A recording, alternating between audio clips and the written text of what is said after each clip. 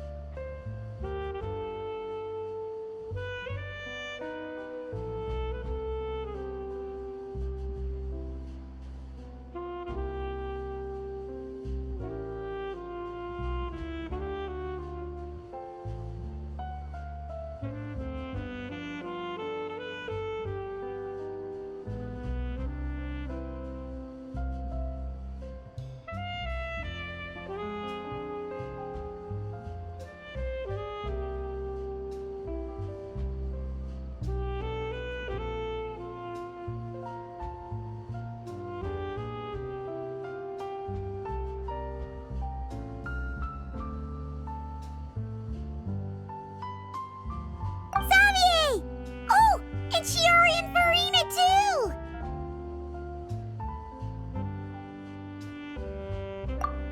Hydro Archon above! If it isn't my darling camera operator and clapper loader! A very happy Fontanalia festival to you as well! I'm guessing you came back to celebrate with us? Yep. And help out, too! Even though the last festival had some unexpected hiccups, making the film was still super fun. Since you're all here together like this, you must be planning on entering the competition, right? Of course! A celebration of the entertainment industry. No one who's anyone would choose to sit this one out. It only happens once a year, after all. Fontaine Fashion Week might be more my speed, but the film festival brings in a lot of orders and boosts brand recognition, so I wasn't going to miss out either. A few new awards have been added this year, too. Best Director, Best Costume Design, oh, and Best Camera Operation. Ooh, sounds like we've got work to do. Come on, tell us! What's Musketeer Pictures film gonna be about? Oh, about that. What's wrong, Xavier? What's with that look? Oh, man, you weren't scammed by some shady investor again, were you? No, even I'm not naive enough to fall for something like that again. Besides, thanks to the fine people here, Musketeer Pictures has more than enough funds to shoot without investors. And yet problems persist. Huh? What do you mean? Well, we were planning to replicate our past success and shoot a film based on a popular novel. But as we were holding auditions for the female lead earlier today, a striking young mademoiselle wandered in by accident. Her disposition was simply ethereal, the look in her eyes somewhat melancholic. Oh, I wish you could have been there. The awe I felt can scarcely be put to words.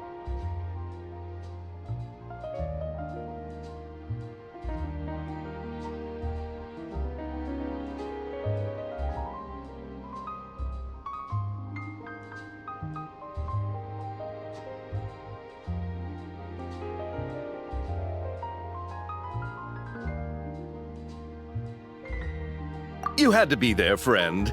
No matter where she stood, it was as if her surroundings, even the air itself, turned into the perfect shot. Guess you found your lead actress, then? No, quite the opposite. My script is entirely unworthy of her.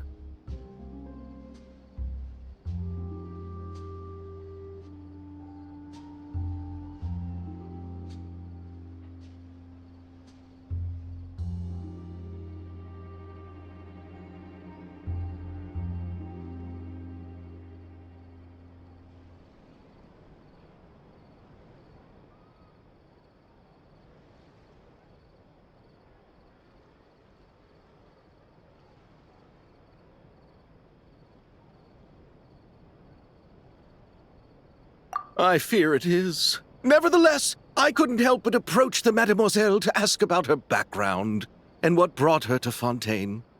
What did she say? Sadly, she said her best friend was gone.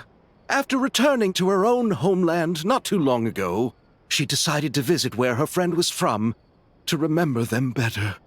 Oh, no wonder she looked sad. Yes, but that's when it struck me. Why not cast her as the lead in a film centered around her search for this old friend? Huh? You're gonna rewrite the whole script? But is there even enough time?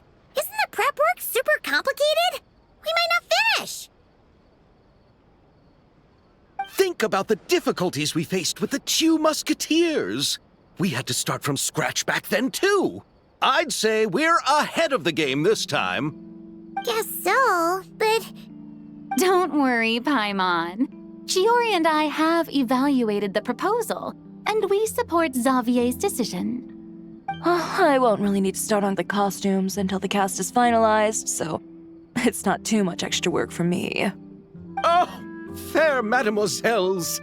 How can I ever thank you? Finishing the script would be a start.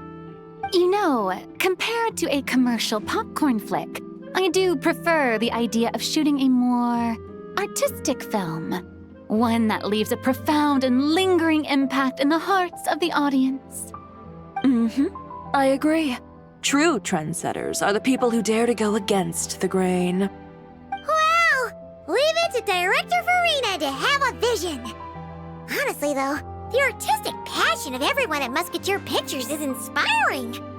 Anyway, now that we've heard so much about this lead actress, Paimon's gotta know who it is!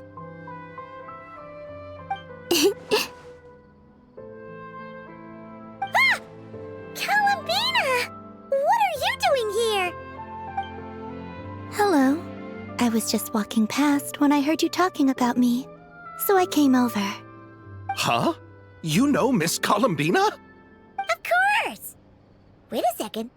Does this mean Columbina is the actress who inspired the whole rewrite?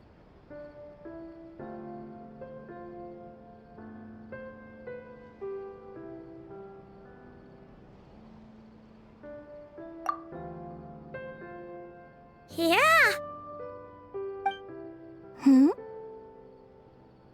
Wait, so did you make the trip by yourself, Columbina? Yes. I mentioned how I wanted to visit other nations once things settled down in Nodcry, remember?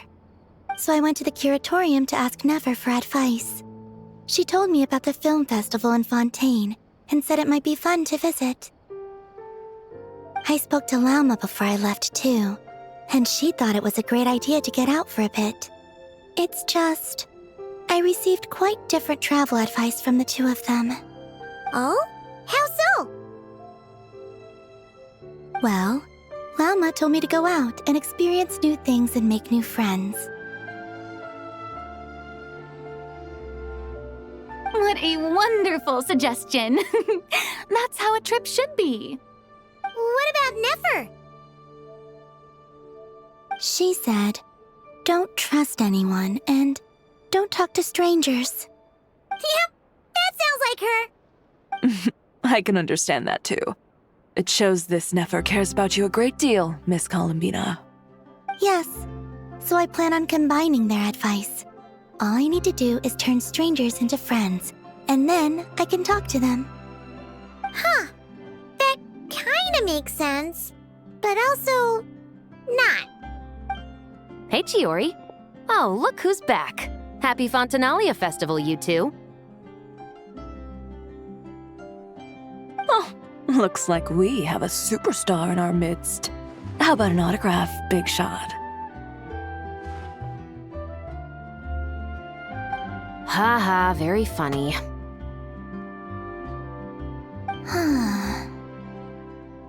All settled then? Yep, the Duke gave his blessing, and I cleared it with the Udex. During the festival, inmates with good behavior will get a chance to spend some time on the outside. Under the stringent supervision of the Special Patrol, of course. Risley! It's been a while. Happy Fontanalia Festival! Does that mean Veronique and her brother will be at the festival? During a specific window of time, sure.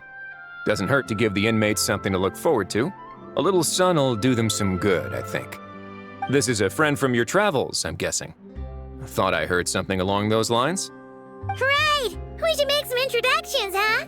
Chevros, Risley, this is Columbina, a friend we met in Notcry. Welcome to Fontaine, Miss Columbina. I bet the weather's been quite an adjustment. Yeah.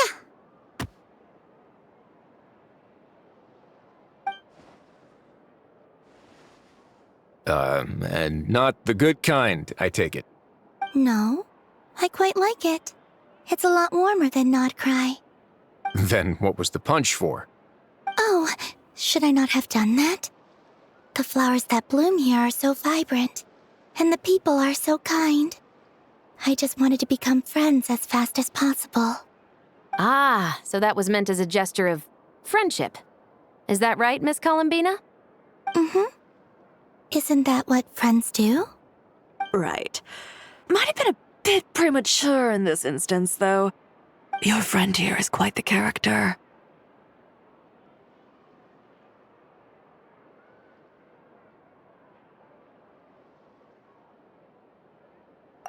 Good thing we said something. You weren't seriously gonna go around punching every single person in Fontaine, were you? No, just the ones I wanted to be friends with. That's not... What Paimon's trying to say is, maybe keep the punches to a minimum until after you're friends with someone. If you say so.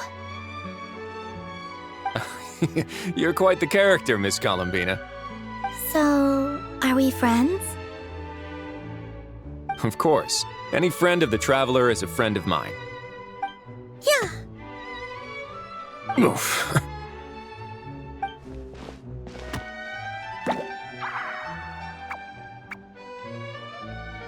When it comes to friends, you sure know how to pick 'em. So Miss Columbina is the lead actress I've been hearing so much about. The whole thing about her aura is starting to make more sense. You gonna be part of the film this time too, Chevros? That was the plan. But now that Mr. Xavier has changed the direction, I don't think I'm in quite as many scenes. It's all for the best, though. A different crew asked me to help consult on some of their musket work. Oh, sounds like our trusty musketeer is as popular as ever. I'm just going where I'm needed.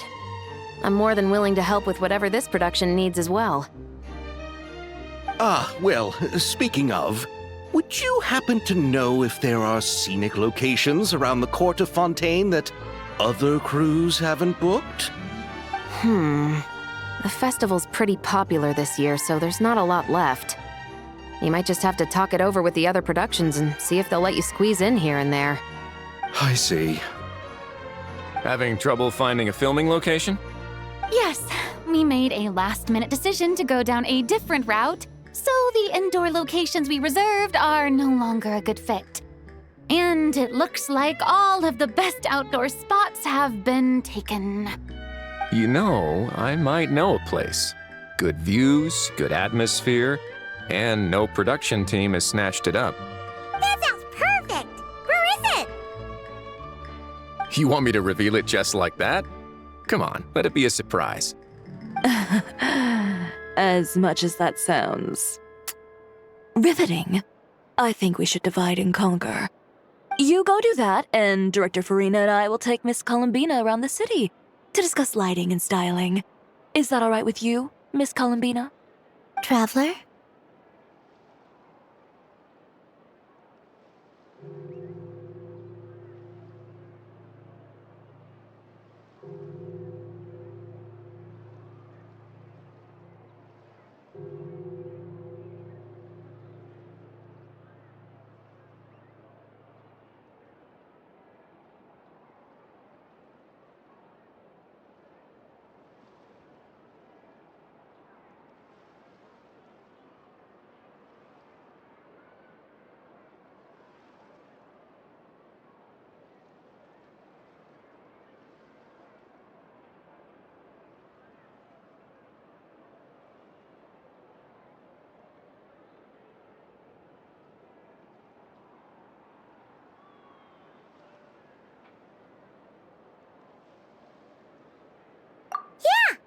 everyone here is our friend. So don't worry about a thing and just focus on enjoying your trip. Okay.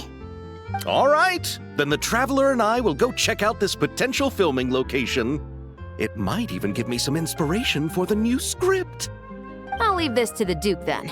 Until later, everyone. Maybe we'll run into each other on set. Okay then. Lead the way, Risley. Paimon's not built for suspense. Let's get this show on the road. Who said anything about roads? Huh?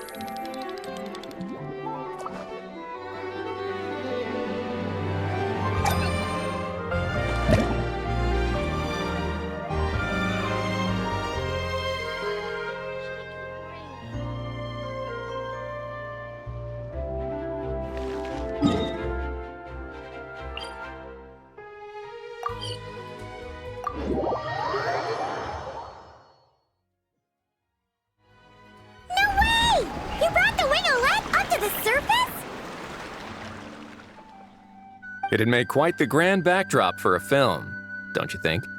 Paimon's more focused on the fact that this thing is supposed to be underwater, inside the fortress of Meripede. True.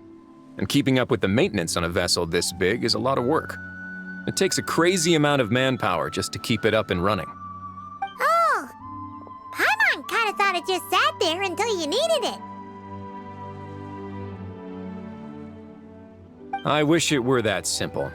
The truth is, the maintenance costs on this thing are substantial, so we decided to rent it out during the festival to earn some extra mora. Besides, the inmates are the ones who keep it in good shape. Seeing the fruits of their labor put to use is a good form of social rehabilitation for them. Huh, you've really thought this through. What do you think, Xavier? Is this a good place to shoot?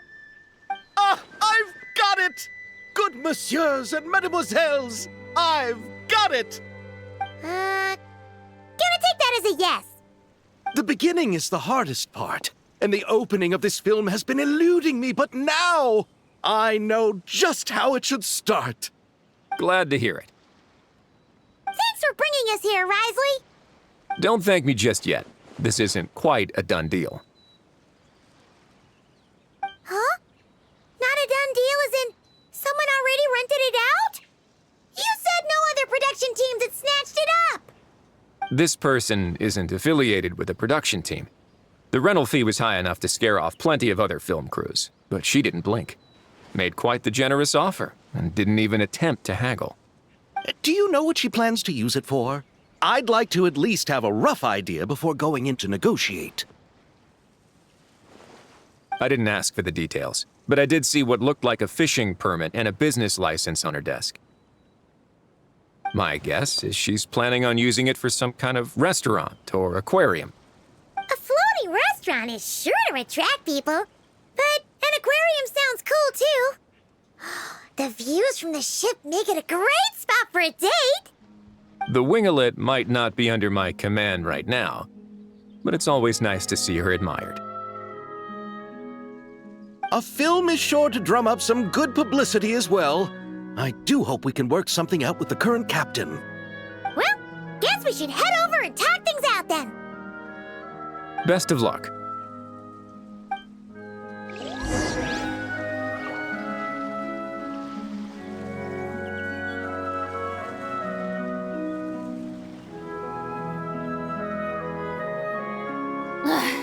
Boring!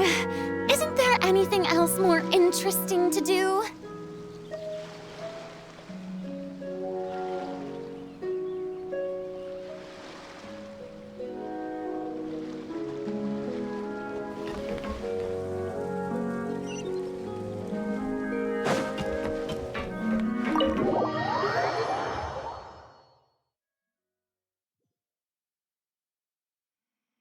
Wow!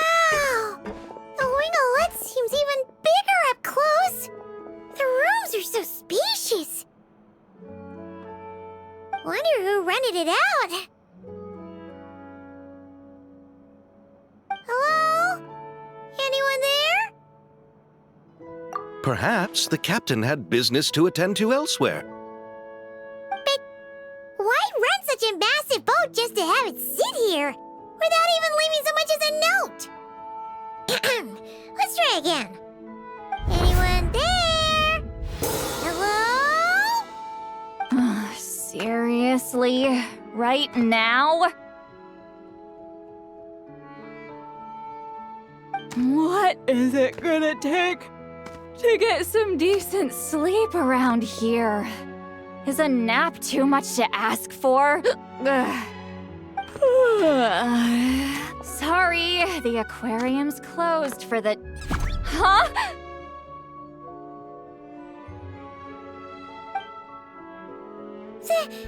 See Lolly?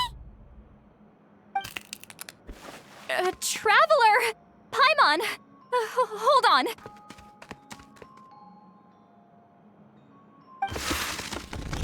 This is just great! How am I gonna go out dressed like this? What happened to my regular clothes?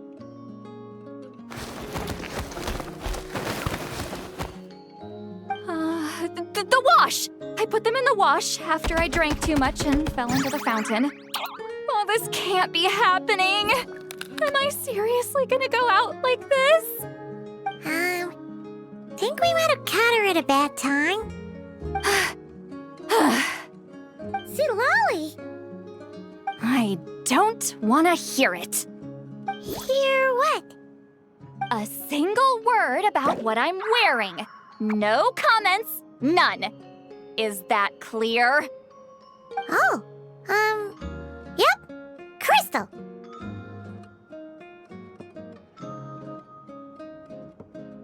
Huh?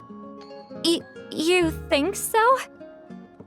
No, wait, I told you not to say anything! What was... Oh, his thoughts. I heard his thoughts. How could I forget about that? Oh, this is so embarrassing. I seemed a little too pleased to get that compliment, didn't I? Wait, the mind reading went both ways. Does that mean the traveler's hearing all this too? You clearly did! Huh? What did we do? Paimon's not following. Nothing. It's nothing. Let's just move on. Did you need something? You're not here alone, I see.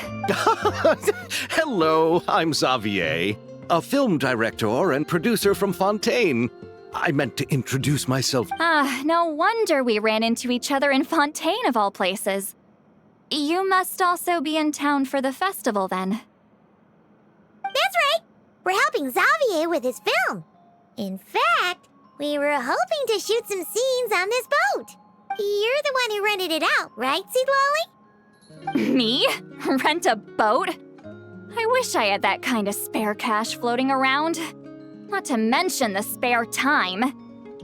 Don't get the wrong idea, though. I'm not here to sail off into the sunset and live out some cushy retirement life, okay? I'm not that old. Then why are you dressed like... how did you end up staying aboard the Winglet? Well, I heard one of my favorite light novels was getting turned into a film, so I came to Fontaine to catch the premiere. Originally, I booked a room near the Opera Epiclese, but I'm quite particular about where I sleep these days. I think it's an age thing. And that bed? I just couldn't sleep in it. I tried to find a different hotel, but with the festival, everything was completely booked. Just as I was worried I'd have to sleep under a bridge or something, I happened to spot a help wanted sign on the side of the road. Oh, so you're here to take care of the boat? No, I was hired to man the front desk. The pay is a bit low, but food and drinks are covered. And it includes room and board during the festival. Plus, the job is simple. So I thought I'd give it a shot. Wow! They actually thought you'd be a good fit, huh? What? You don't think I'm cut out for it? All I have to do is tell people the aquarium isn't open yet. Other than that, I'm free to do whatever I want. It's a pretty sweet gig. That's all? Yeah, I was also kinda shocked. But it's not a lie. Head downstairs and see for yourselves. There's nothing but empty tanks. Not a marine animal in sight. Did your boss mention anything about being open to film crews using this space? Our production was hoping to film on the deck for a few scenes. No. That never came up. You could just ask her. Oh, she's around? What kind of person is she? We should know what we're heading into. She's nice enough, I suppose. Pretty reasonable, too. If back at the Masters of the Night Wind, I'm used to being the one giving orders. But working under her doesn't feel like being bossed around. Wow, she sounds like a great boss. She did tell me she'd rather not be disturbed, though. She's been working on an important project. Got it. All right, the captain's quarters are this way. I can wait. But I'm wearing... whatever. I doubt she'll care. Just follow me. Miss Guillotin? These visit...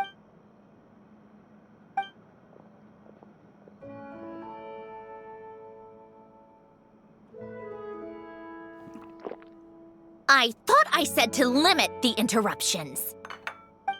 Just tell them the aquarium is still...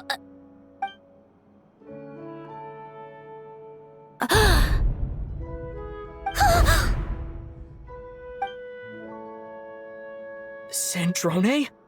You're here! Huh? You know each other? Are you okay, Sandrone? Do you still remember us? Everyone was so upset after what happened. We all missed you so much!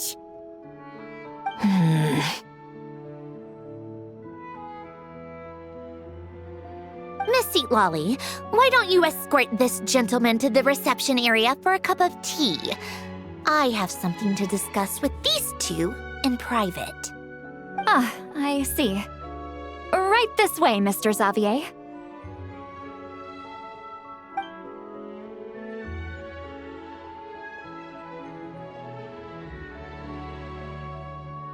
Sandrone? I really can't go anywhere without running into you two, can I? Are you okay? During the battle, your core... it was... Destroyed by that bastard Dottore. That's right. But as you can see, I'm fine now. No major issues. Or at least, there shouldn't be. Oh, what a relief! Oh, why didn't you tell us sooner? Or come back to see your friends? Now that I have the chance, I just want to say... Thank you for saving me. Huh? Don't get the wrong idea. I only saved you so we could complete that formula and defeat Dottore once and for all. Even if he did crawl back from the grave to make us all miserable again. That doesn't matter. You're still a hero. All right. But it wasn't just me. All I did was lend my brilliant mind to the cause and take care of one part of the plan. Although, I'm not denying it would have fallen apart without me. You got that right. You're amazing. But how did you go from From a lifeless pile of scrap to looking like this? Well, my mom was trying to put it a bit more gently, but yeah. Where do I even start?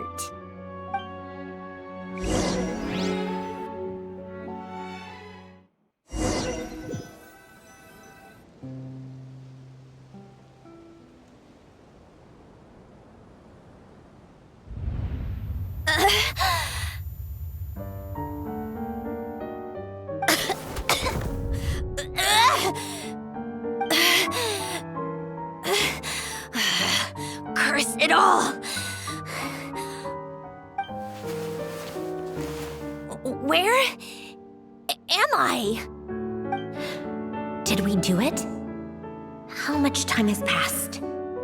I'm not in one of that lunatic's experimental labs, am I? Wait, Fontanian decor. Books from the Research Institute. Phew. One thing at a time. Initiate self-diagnostics. Assess the extent of the damage. Cut power to compromised, non-essential components.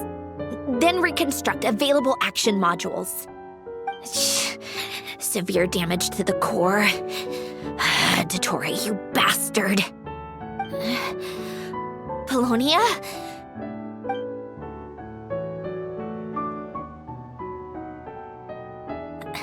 Polonia, wake up! Activate!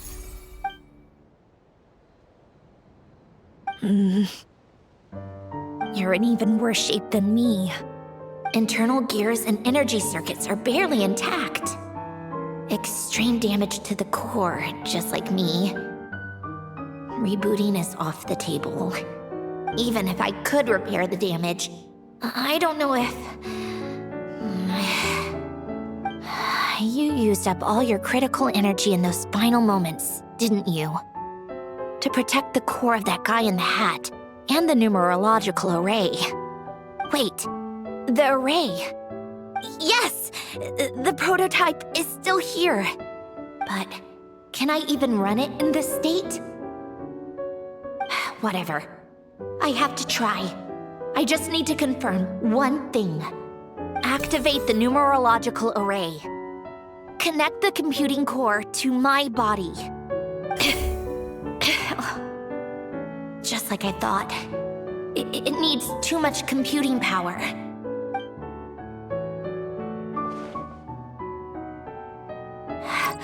Cut off power supply to all functions except the thinking module. Please. I just need to ask one question. Initiate query regarding the 3 moon sisters. How many living moon goddesses are there in possession of the Trilunar Authority? 1. It worked.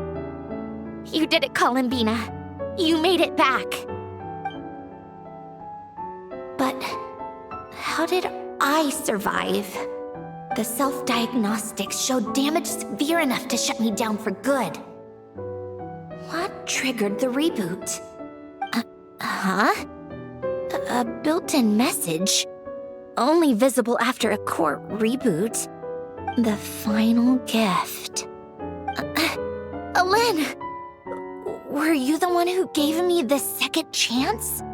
But why now? What activated it? What is that? A vision? Wait, no. It's a stellar linchpin?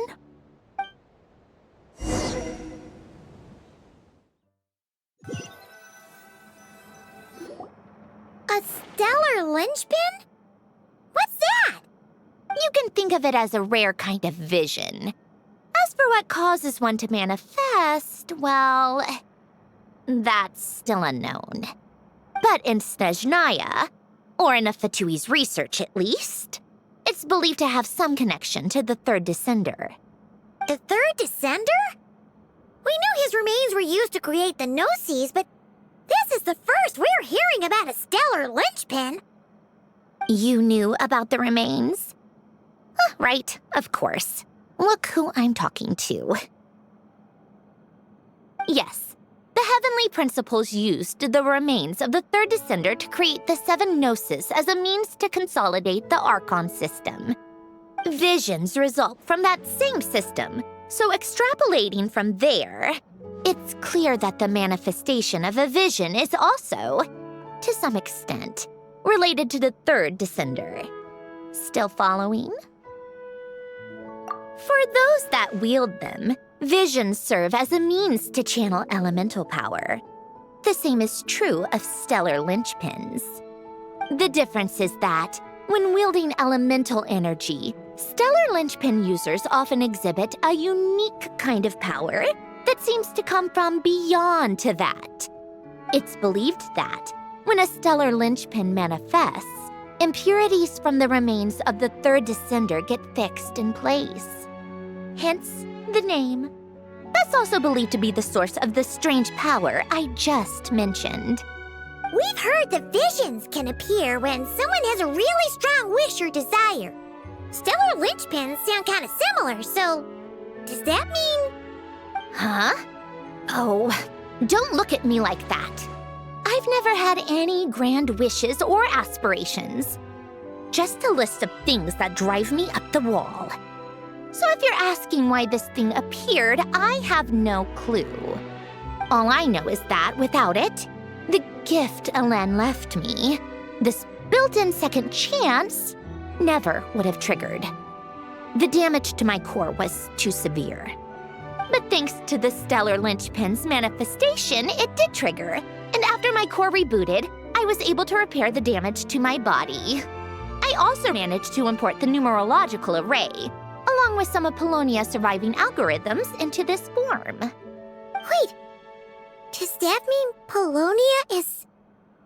Yes. Unfortunately, Polonia is... beyond repair. Oh, we're so sorry to hear that. But you also mentioned something about a final gift? Yes. Elen often spoke to me about wishes and desires when he was alive. I suppose he thought there might come a day when I wished for something. No, never. Elen once said I was his proudest masterpiece. That might sound boastful coming from me, but it's also an undeniable fact. After Elen died, I started studying how Polonia and I worked. Polonia is essentially a computational machine, so it wasn't difficult to figure out the mechanical principles there. But when it came to my own structure, that's when Elen, the Lord Artificer's true greatness, struck me once again. I attempted to imitate it when I created Catherine, but in the end, she turned out to be nothing more than a superficial replica. What? But his creations go. Catherine is super impressive. We were shocked when we first found out she was a puppet. No, she's nothing compared to what Elen was able to create. Some of the mechanical principles of my own core are still a complete mystery to me. Keeping that gift hidden wasn't even a challenge for him. Just a shame I had to waste it on fighting Dottore. I just couldn't stand the thought of him coming out on top. If you put it that way, the world owes me a whole lot then, doesn't it? Wait, but all this still doesn't explain what you're doing here. Risley said you rented the ship and even had some kind of fishing permit? That's because I'm trying to go back to the place Elen and I lived when he was alive. My former home, I suppose you could say.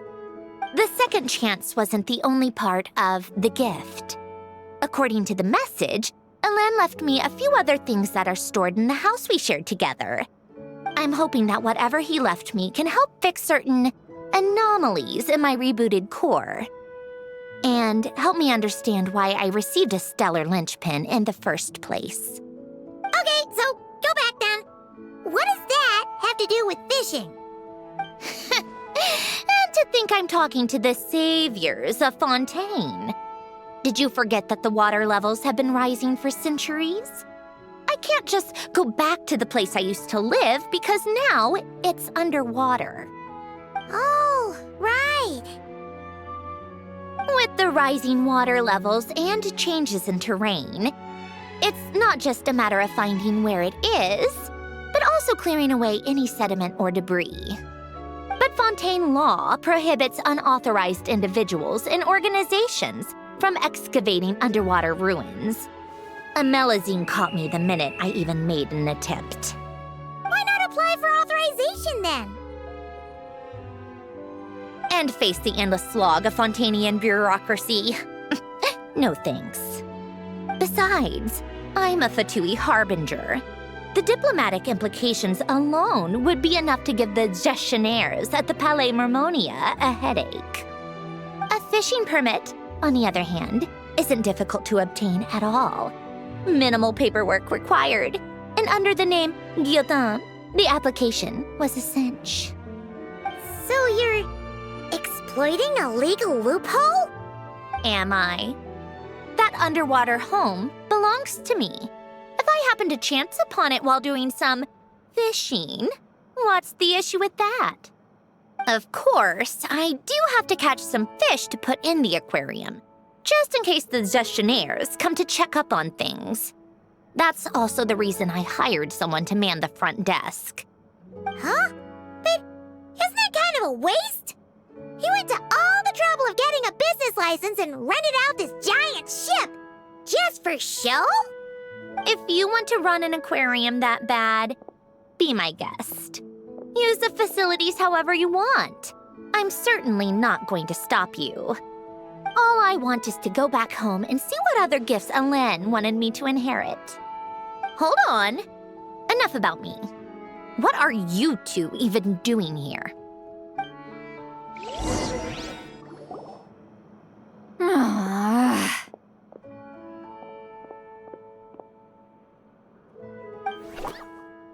Seriously? They've been in there forever. The reaction when they saw each other was strange, to say the least. They're lucky I was nice enough to leave the room and give them some space. Back in the Masters of the Nightwind, I'm the one who gets to kick people out. I just want to know what they're talking about. Should I cast a little eavesdropping spell? Oh, no, what am I thinking? I'm Granny Eastley, the great shaman of the Masters of the Nightwind. I can't do something like that. This is just ridiculous. Making me wait out here for so long? Where's their respect for their elders? Oh, here they are. Were you back there arguing or something? What took you so long? The two of you are already acquainted with Miss Guillotin, then? Yep. But don't worry, we got everything sorted. Sandrone agreed to let us shoot on the ship, but it has to be when she's not here. When she's not here? That's right. You'll excuse me if I didn't exactly ask for this little reunion. I wasn't planning on seeing anyone. Like I said, my core is severely damaged. Even with the gift, there are anomalies that are making things unstable. I don't even know if I can continue to function without issues. So the priority is to fix these anomalies and get answers to my own questions. Then, I can see the people that need seeing. Anyway, just let Sandrone know when you plan to film Xavier, and she'll, steer clear. I do hope I'm not causing Miss Guillotin too much trouble. No! She just wants to keep a low profile for her own, complicated reasons. She doesn't want anyone else to know she's here. Understood. I'll be sure to keep that in mind. Oh, and see Lale? Huh?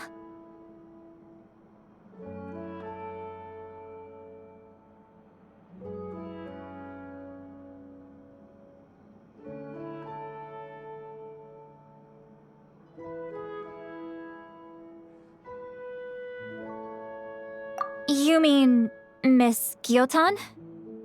What does she want? Oh, please don't let it be about the pajamas. What? The 7th of the Fatui Harbingers? Why are you telling me all this? I asked the traveler about you, and I've decided it's best to be open in this instance. I can understand if you would rather not work for a harbinger. Regardless, the room on the ship is yours to keep. You're an acquaintance of the traveler, and I plan to honor that. Wait, she's actually Nice? It's not a problem. The captain also worked for the Fatui, and he helped Natlan a great deal. We know that there are good people among your ranks. Besides, I've been around long enough to know what it means to earn one's keep. This isn't Natlan, and I don't expect special treatment. Besides, sitting at a desk isn't exactly back-breaking work. I appreciate that perspective, great shaman. Seat Lolly. Just call me Seat Lolly. That title makes me sound so... old.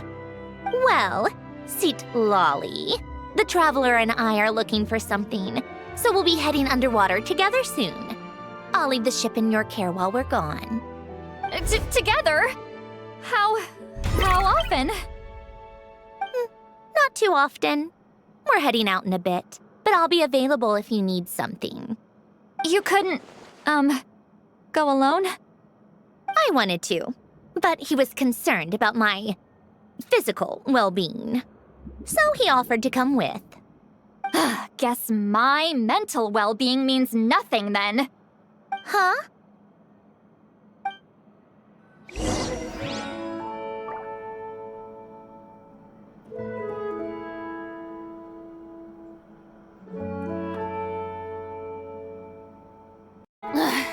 Boring! Isn't there anything else more interesting to do? All right, our first stop?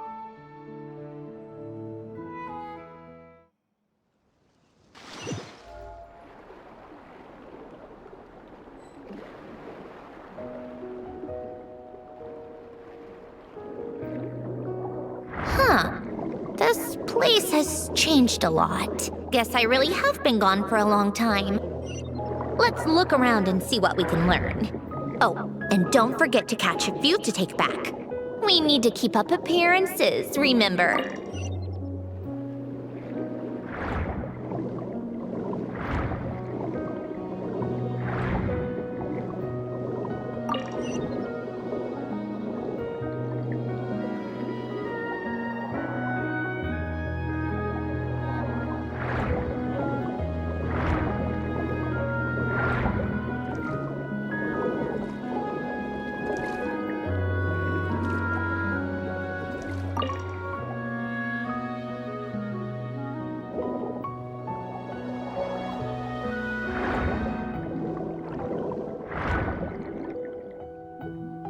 Poisson isn't too far from here, right? It's all a bit nostalgic, I guess. Back when I lived here, all this was still above water. All right, I have a general understanding of the terrain changes and sediment accumulation. We can stop here for now.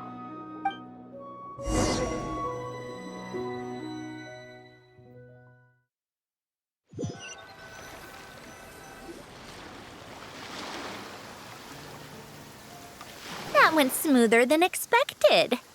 I appreciate the help. No problem. You doing okay though, Sandrone? Seeing your home look nothing like you remember. Fine. Times change. People change. That's the one thing you can actually count on. I made peace with that a long time ago. You should head back and put them in the aquarium tanks. Right. Xavier said he was gonna test out a couple of shots. I'm sure. I want to take another look around on my own. Okay then. Want us to let you know when the filming is done? No need. Columbina relies on Kuvaki to perceive her surroundings. In Nodcry, her senses are heightened because Kuvaki is everywhere. But here, as long as she doesn't activate her abilities, her range of perception should be equivalent to an average person's line of sight. I figured that out back in Snezhnaya. That's oddly specific. I have hiding from her down to a science. So, what? Things might be a bit different now that she's merged with the Moon Sisters, but I doubt there's been a drastic change. The point is, you two can head back. Don't worry about me. Okay, if you say so. Come find us on the ship if you need anything.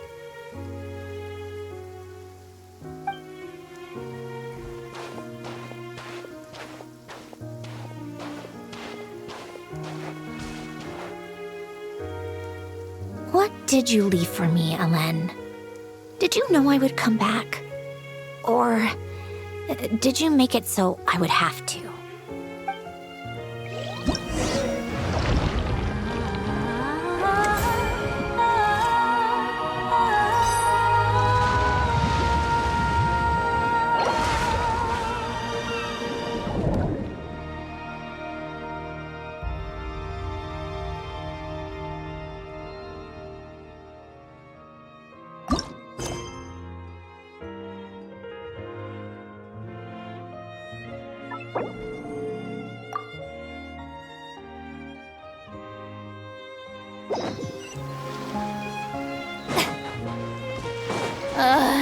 The sun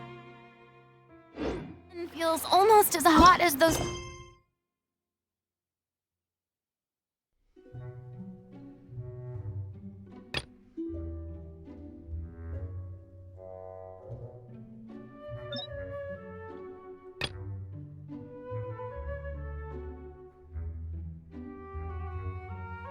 Studio lights I'm in front of all the time. Good thing there can only be one.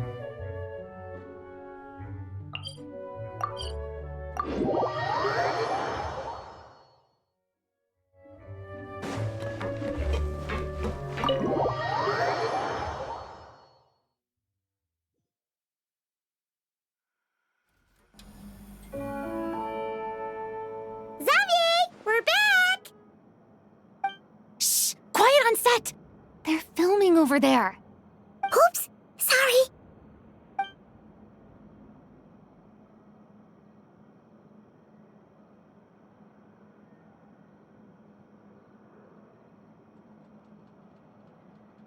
What's your take, Detective?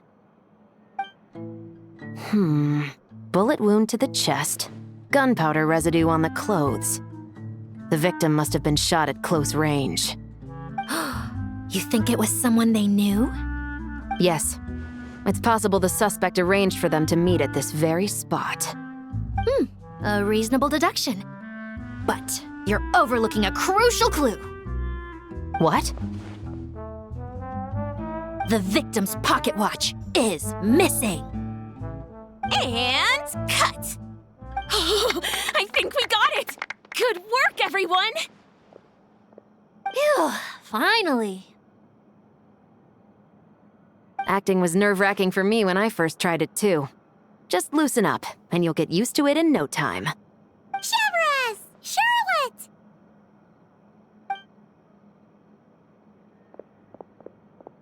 Oh, hello there, you two. You're filming here too? Oh, so Charlotte's crew must have been the one that asked you to help out, huh, Chevrus? Yep. They heard about a potential filming location and wanted to come check it out. But when we got here, your crew had already beaten us to it. Luckily, Xavier and our director, Lapine Pauline, go way back. In the end, we agreed to just share each other's filming locations. Considering all the last-minute changes, that's just what Musketeer Pictures needed. For sure! Based off the scene just now, you must be the star of the film, Charlotte! You bet!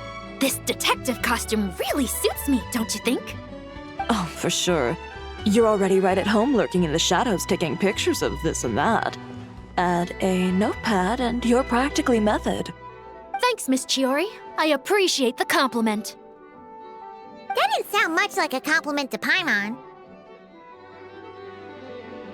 So this is a film set? It looks like a very happy place. This must all be quite new to you, Miss Columbina. Yes. I watched a few films with a friend once, but she thought there was no point if I wouldn't open my eyes. So she stopped inviting me. Looks like I missed out on a lot.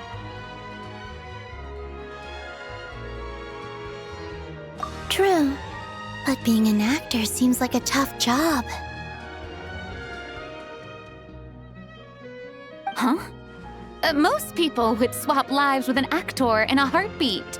The lifestyle is so glamorous, and the pay is more than generous. But they have to act out lives that aren't their own, with the whole world watching on in judgment.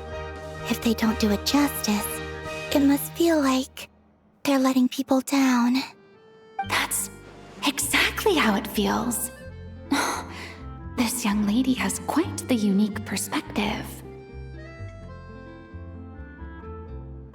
Well, that's true. But these actors are here because they want to be and they think it's fun. Most of them, at least. Not to mention, the film we're shooting is based entirely on you, Miss Columbina. You just need to be true to yourself. I don't have to pretend to be someone I'm not? Not at all. Authenticity is what we're after. For example, this first scene opens with you on the boat, sailing to your friend's homeland. You just need to think about that moment in the story and picture how you would feel. Oh, okay. We're all here? Wonderful! Let's head to the deck and get shooting. Oh, and this is for you, dear Paimon, your clapperboard. Whoa! Is this the same one Paimon used for the tomb? The very same. Thanks, Xavier! Feels like... Of course! Our film is focusing on a single protagonist, so conveying the subtle changes in her state of mind is of the utmost. In addition to the actor's own performance, another way we can convey that is through lighting. Huh? But there's already a lighting specialist, isn't there? Yes, but it's clear the Traveler and Miss Columbina share a deep bond.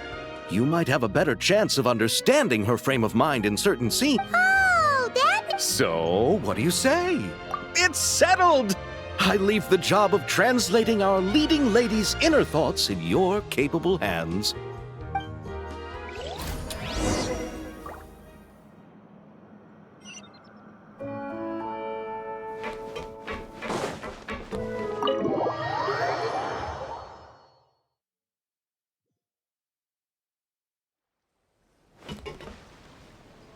All right, without any further ado, it's time for production on our film, A Homecoming, to officially begin!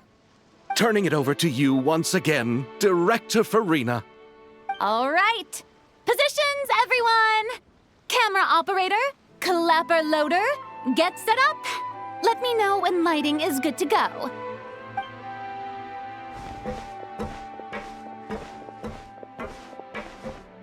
All you need to worry about, Miss Columbina, is hitting your mark.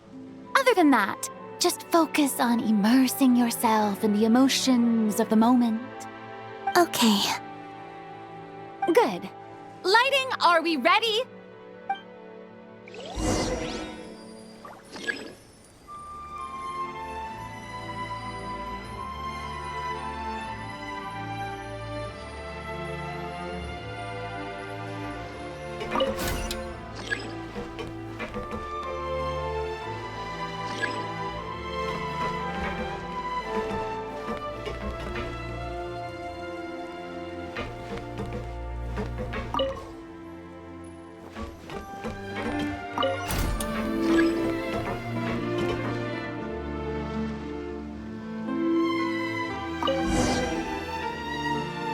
Ready. All right, quiet up! This is her homeland. Columbina. Cut! The emotions I'm looking for were definitely there. Let's just try to keep it a bit more natural. Oh, but definitely keep that gesture at the end. I loved how real it felt. You looked, That presence. Sandrone?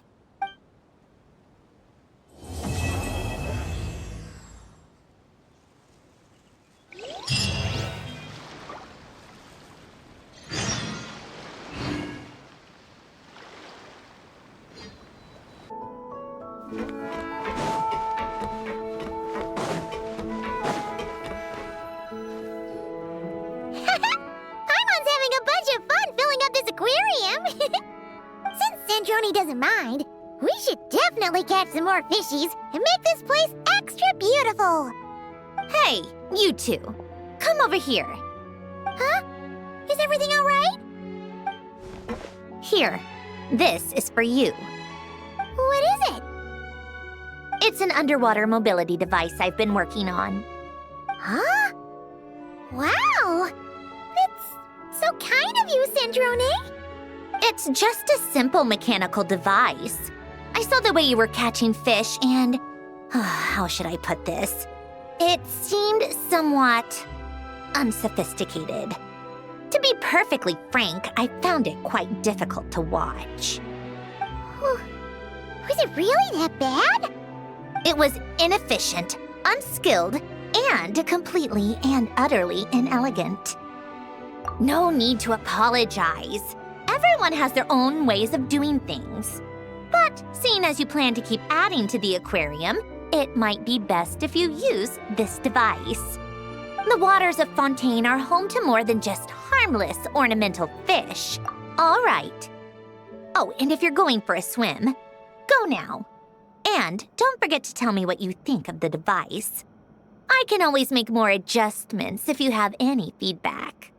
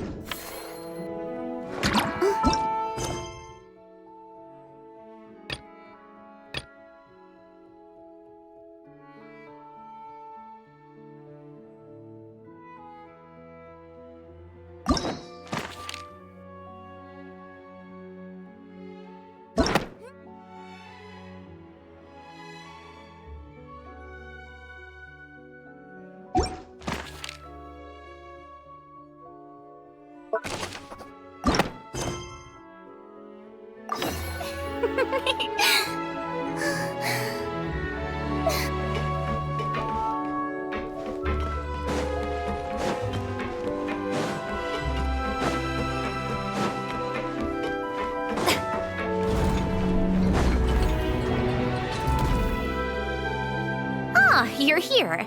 We should get going then. Xavier and the others should be filming soon. How's it going? Have you managed to figure out the location of your home yet? I've narrowed down a few potential locations. We just need to take a sample from each one. Once the equipment analyzes them, we should know the exact location and where to find the entrance. Great! We should get started then.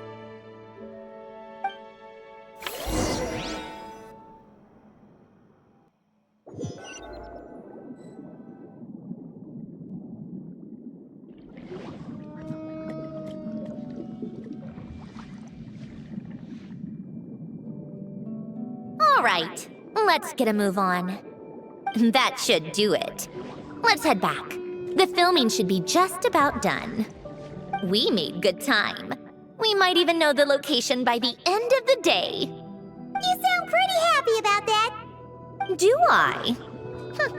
I suppose I've just had enough of these anomalies I've been dealing with. The sooner I can fix them, the better. Anyway, enough chit-chat. We have work to do. Oh, but let's head in through the side door. I don't want to run into the crew on the deck.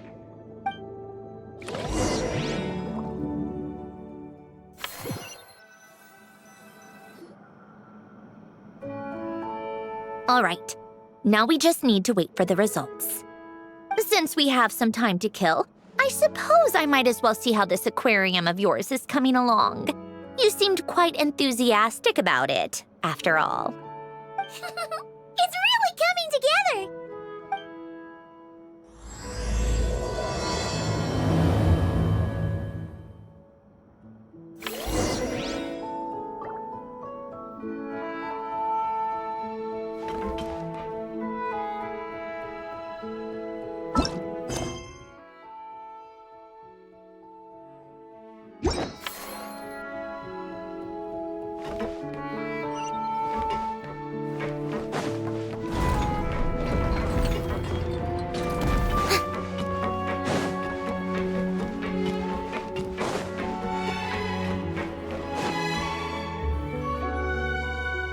Oh, kind of impressive, actually.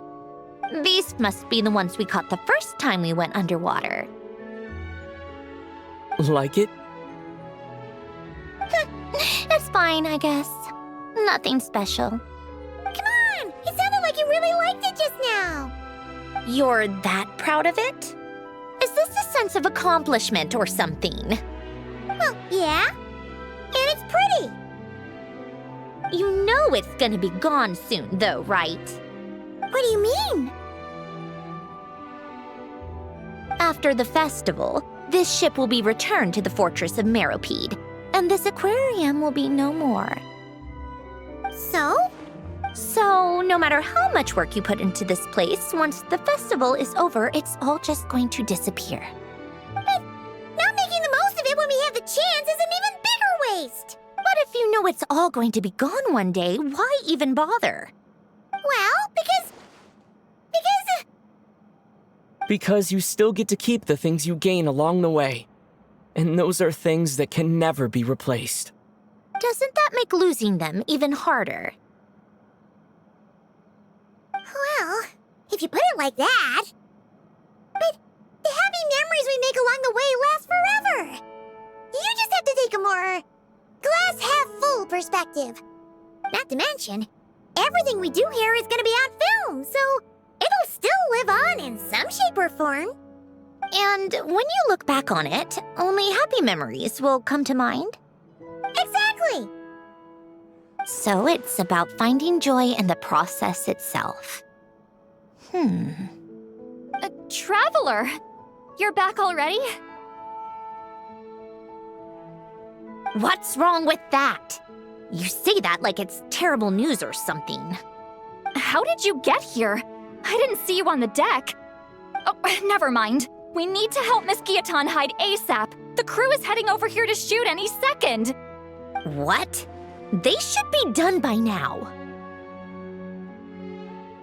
There was a mishap earlier that cost them some time. I was waiting on deck so I could warn you the minute you showed up. Anyway, you should head back to the captain's cabin right away. They're gonna be here any minute now. Ugh, finally!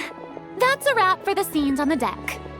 Wouldn't have taken half as long if the wind hadn't snapped our equipment in two. Uh-oh! Too late! Change of plans then. You'll just have to hide. Hide? And where exactly am I supposed to do that? Oh, there's a box over there. You can get in that. Huh? You expect me to... Do I need my makeup done for the next scene too? For the love of... Let me see. Maybe just a quick touch-up. Huh? Traveler in Paimon? What are you doing here? I thought you took the day off to take care of something. Huh? Oh, well, it didn't take as long as we were expecting, so we came back early. What about you guys? You're still not done shooting for the day? No, we ran into an issue that, set us back. It meant Miss Charlotte's crew wasn't able to wrap either. We both still have scenes to shoot in this aquarium. Oh, that's not ideal. For several reasons. Let us help then. The sooner we wrap, the sooner everyone can get some rest. All right. Thanks, you two. Miss Charlotte's crew can go first then. If I'm not mistaken, you still have a night shoot later. Thanks, Director Farina! Of course. Fellow artists should help each other out where we can. Agreed. Well then, camera, lights, get set up. Actors, give your lines a quick once-over. Let's try to get this in one take.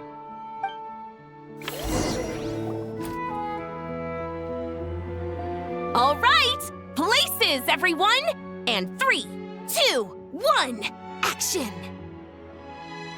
So, the story ends like this. But when Duke Saint Germanus departed, he clearly said that everything was beyond redemption.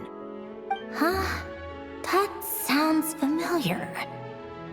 Wait, it's from that novel I came across while researching the numerological array. He's only a genius when it comes to mechanics. In everything else, he's just an ordinary person. Huh? What was that noise? Whatever, I'll just fix it in post. Miss Jacoba, please don't speak as if I were the accomplice. Not so hard. This box isn't sturdy enough for that. This is why I keep saying, don't put too much trust in Clockwork Mecha. Unlike humans, machines don't have a heart. A heart? That's right. It's what's on the inside. It's also referred to as someone's soul, or likened to free will. You can think of it as a person's core, what makes them unique. In general, though, people don't believe machines are capable of having a soul. You said my emotion module was faultless. It is, but that's not quite the same thing. Do you think I have one then? A heart? I don't think so. I know so. The question is, do you recognize it within yourself? That's where you're wrong. I can't believe this. Forcing me to hide in a box and listen to this drivel. Me. In the end, clocks tick through tranquil years. Fish swim in crystalline springs. No matter how grand a dream is, it will fade away like this, forlorn, wordless, silent. And cut! That was a long one. What did you think? If she makes them do another take, I'm going to flip a lid. And not just the one to this box. Oh, there were some weird audio things going on, but acting-wise, it was great! It's a keeper! Perfect! That means I can get out of this box. It's our turn. Camera operator, set up for the next scene.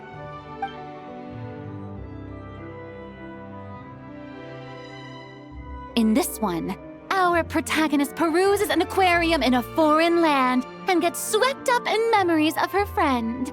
So, in terms of lighting, that's the vibe we're going for. Got that? Shoot. Paimon thought there would be a break and Sandrone could slip away. What are we gonna do now?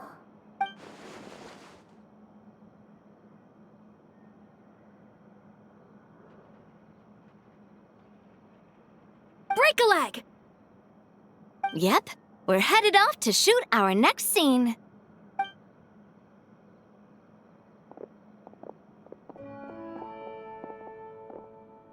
All right, quiet on set! We're about to start rolling. Ready, Miss Columbina? Miss... I think she would like this.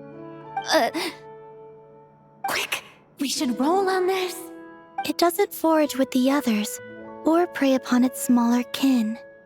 Instead, it remains where it is, cradled in the coral's quiet beauty, as though the raging cyclones above are of no consequence. And yet, she still stood before the cyclone in the end. So I think that story has it wrong. She is no different than us. She has a heart. Columbina.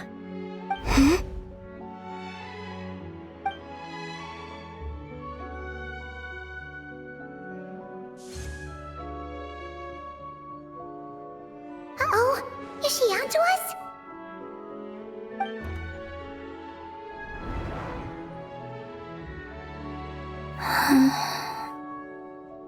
What is she doing? Cut! You okay, Columbina?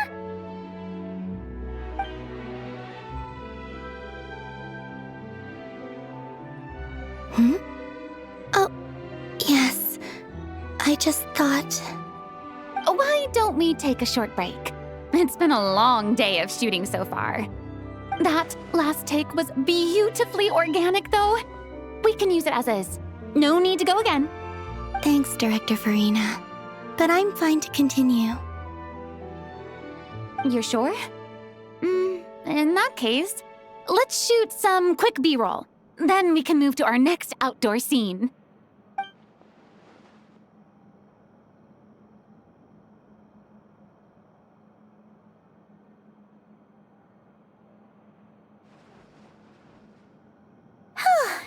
We're in the clear this time.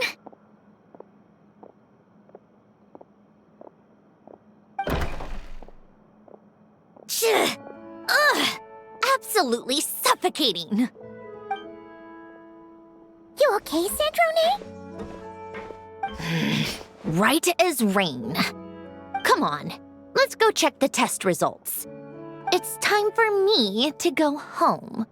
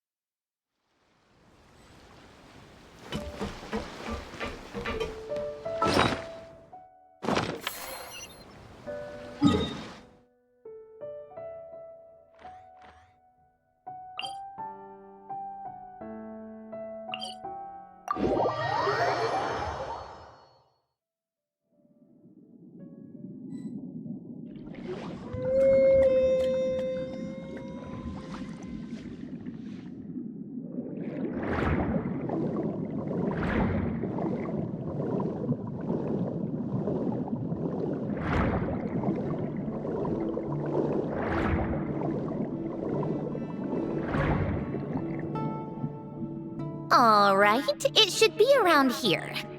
Give me some space. I'll activate the water insulating mechanism.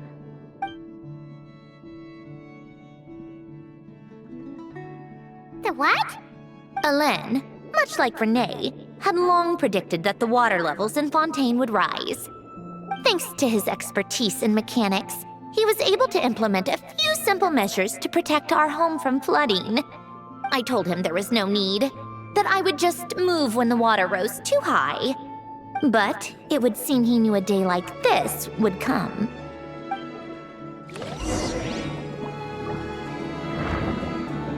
All right, the silt has been cleared away.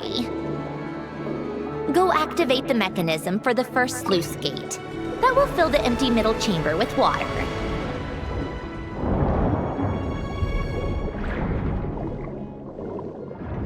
All right, now turn on the drainage mechanism in front of the second sluice gate, and this chamber will become empty once again.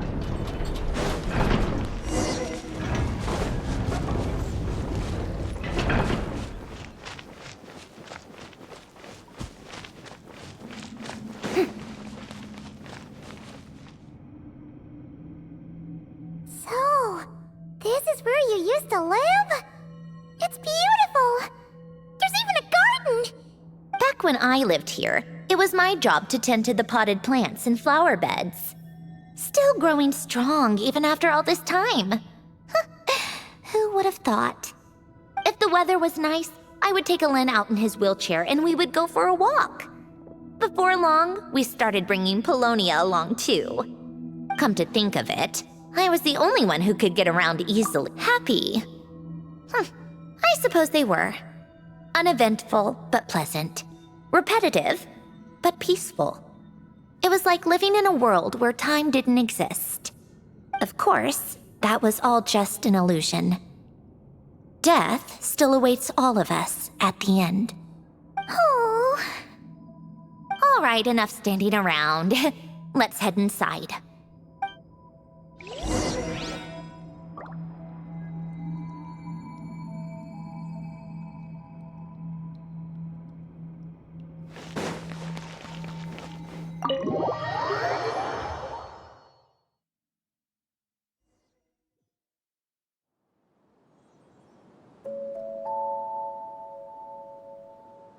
Yep, this place is exactly how I left it.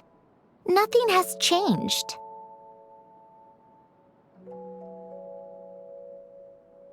What is it? Huh? How did you get... Oh, Arlecchino gave it to you, didn't she? And you... read the whole thing. Just so you know, a lot of that was written a long time ago. At that very desk, to be exact. Anyway, since you've already read it, you should just hold on to it. I can always start a new one. Well, feel free to look around. I'm going to start looking for the gift Alain mentioned. Oh, but be careful with the stuff around here. I'm not saying you can't touch anything. Just try not to choke on the dust. Old notes.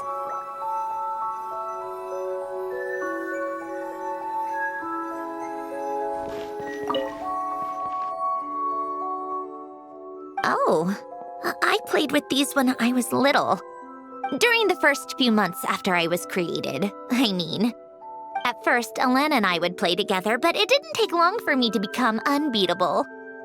So, Polonia and I played together instead. Yeah, these don't look like Paimon's kind of games. Logic and math puzzles? Those happen to be my specialty. It's been so long. What do you say? Should we play a few rounds?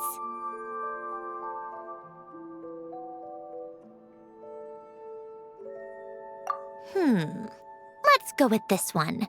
The gears on the left are stacked from largest to smallest. The goal is to move them to the other side in the fewest number of moves. Just remember, you can't stack a bigger gear on top of a smaller one.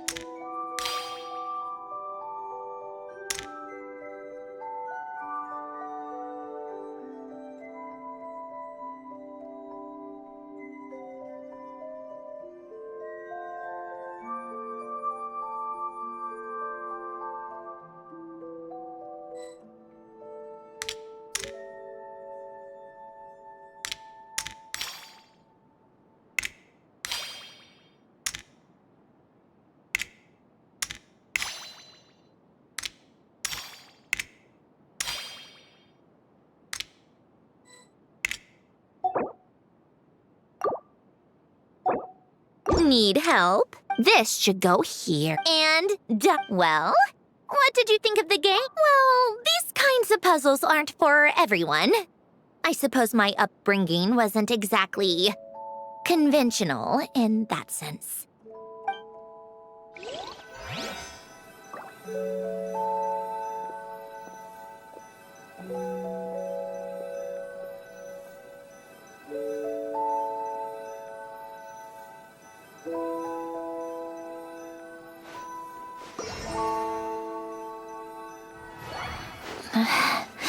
Polonia.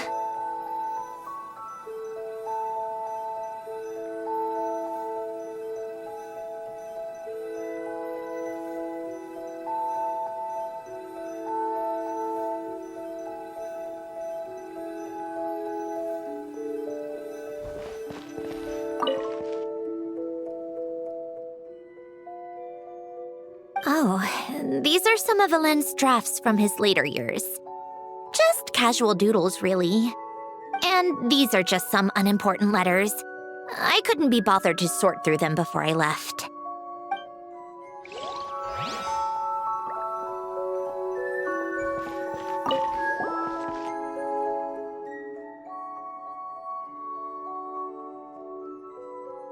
Wait, the people in this... Oh, this was taken when Alen and Renee were both still at the Fontaine Research Institute. In his later years, Alen would often sit by the fireplace and stare at this picture, wearing an expression somewhere between guilt and longing. He said he sometimes regretted not helping his friend when he needed it most, even if just to stop him.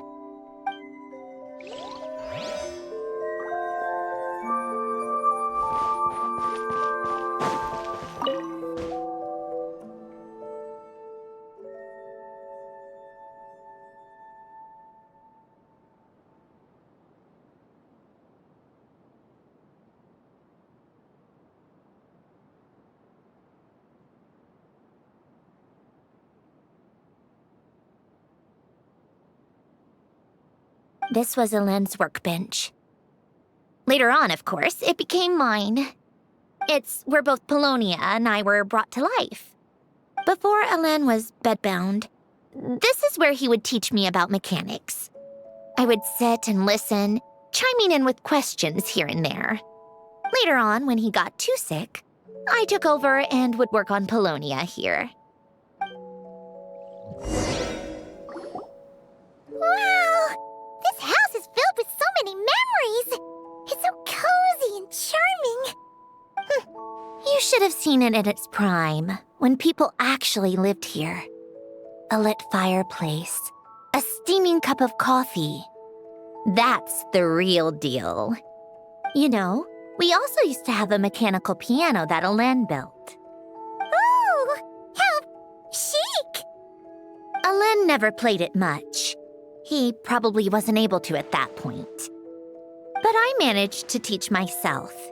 Music theory is essentially math after all. Once you learn the patterns, it's not really that difficult.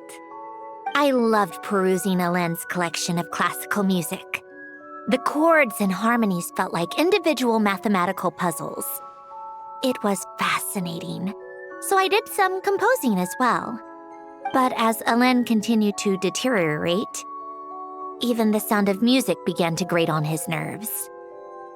So I got rid of the piano. Aww.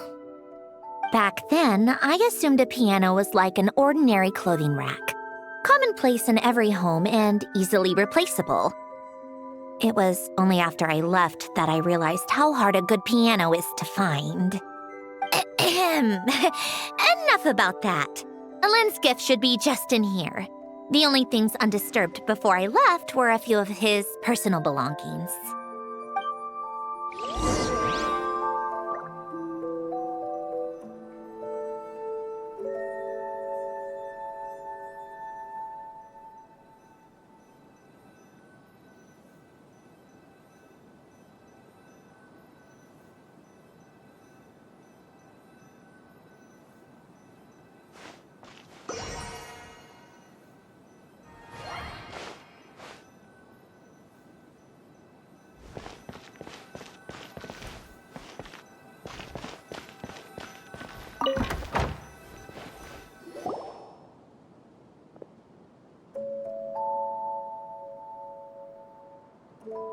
Wait, there's a hidden compartment at the back of this box.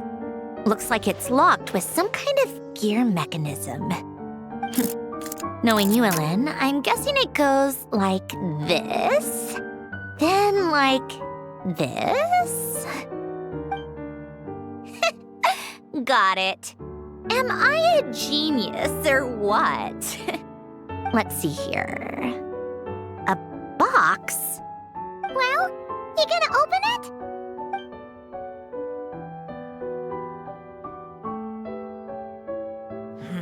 It's heavier than I was expecting. Just how much stuff is in here?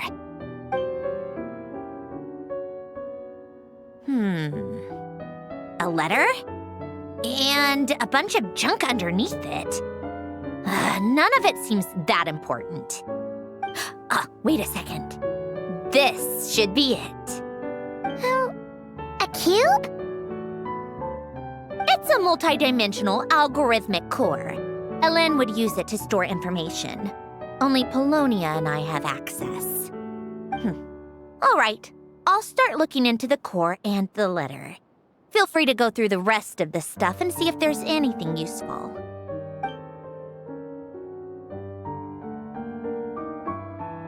Okay. Hold on, there's another picture in here. This one has writing on the back. A snapshot of you playing among the plants shortly after you were born. You seem to like these flowers a lot. May you grow and flourish just as they do. Huh? Wow! Look how happy you are in this picture. You've changed a lot since then, huh? What's that supposed to mean? Just that you come off kind of aggressive sometimes. Or, you know, annoyed at everyone around you? Well then, people should stop being so annoying. It's not like I'm the one with the problem. Of course not. Oh, here's something else. Looks like a piece of paper torn out from somewhere. Today, I solved another math puzzle and made a breakthrough on a construction problem the Institute has been stuck on for years. Am I a genius or what? No, wait, that's From now on, I should have people address me as Her Highness the Clockwork Princess, Unraveler of all reason. Nope. No more of that. I thought I tore this page out. You wrote this? Then how did it get... Wait, there's more writing at the bottom. You seem to have developed a distaste for this particular entry, considering I found it in the trash. I'm sorry, but I could not help but hold on to it. Forgive me. Lynn! Don't be embarrassed. Everyone goes through a phase like that. Nonsense! I wasn't even the one who wrote that. It must have been Polonia. That's enough. I told you it was Polonia. You know what? We're done with this. No more rifling around in the box. Just put it down and let me read the letter. To my little clockwork princess.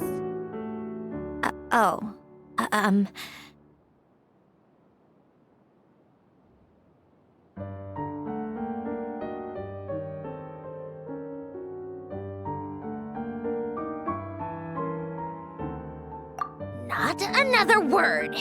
Got that? If you're reading this, You've most likely received the gift I left for you. I just hope you didn't stumble across all this while cleaning out my effects or something trivial like that. I once asked if there was something you wished for. Do you remember that? I wonder if time has changed your answer. Regardless, I have another gift. A formula that will allow you to come face to face with the anomaly inside of you. If you even still call her that. Why this gift? To understand that, allow me to wax poetic on the soul once again. I would ask you to stick with me until the end, but I know you will. You always have. I believe a person should be born twice over in their lifetime.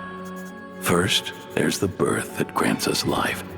Then, the birth of the soul. It's a matter of transforming the life bestowed upon us into the life we choose for ourselves. And to do that, we must look inward. We must make a conscious choice to define the meaning of our life instead of allowing the happenstance of our existence to pass us by. This is the process of recognizing the soul that lives within us. You are my proudest masterpiece. I told you that long ago. But to me, you have never been a creation or a machine. To me, you're just like the rest of us. You have a heart. In fact, some theories think of the human brain as nothing more than a machine, and thought the product of its computations. So you see, perhaps we're not so different after all.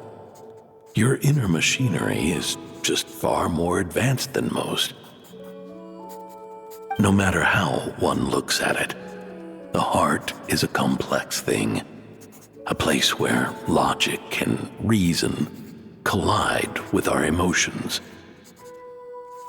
Your computational capacity allowed you to become sentient and develop logical reasoning, but it also granted you something that, on the surface, might seem contradictory: emotion. Emotions and logic often clash with each other, and those instances of discord can accumulate over time, that is the source of what you refer to as the anomalies within you. As you told me once, you've always known what you don't want, yet you've never wished for anything in particular. Similar to how a blind person can feel when a part of their body is in pain without being able to fully visualize its form, such is your relationship with your soul. So, what I leave you now is this: a formula that will allow you to see the shape of your soul. For if you want to protect your heart, you must first be able to recognize it within yourself. Of course. Whether you use it is entirely up to you. You are, and always have been, free to do as you wish. Regardless, whether by my formula or some other means, I trust you will know your heart one day. You always were a fast learner, and the smartest person I've ever known. Ellen. Oh. I'm fine. I've already figured out how this formula works. Let's get out of here and then we can use it. You made up your mind already? You're gonna do it? Why wouldn't I? Resolving the anomalies within my core is the reason I came here in the first place. No, I can do this on my own. But, do you want to watch? What do you mean? I already know what anomaly I need to resolve. Like Alen said, she's an amalgamation of all the times my logic algorithms have clashed with my emotions. And by resolve, you mean that literally, or...? Yes. But if you, let us in like that, wouldn't that mean letting us see a bunch of your, inner thoughts and secrets? If what Alen said is true, then I'm about to be, born anew, or whatever. This is your chance to be lucky enough to witness it. Besides, you already read my whole diary. When it comes to keeping my innermost thoughts to myself, well, I think that ship has sailed. You're really sure about this? How many times do I have to say it? I finally let you in as, friends, and you want to question it. I'm not gonna offer a second time.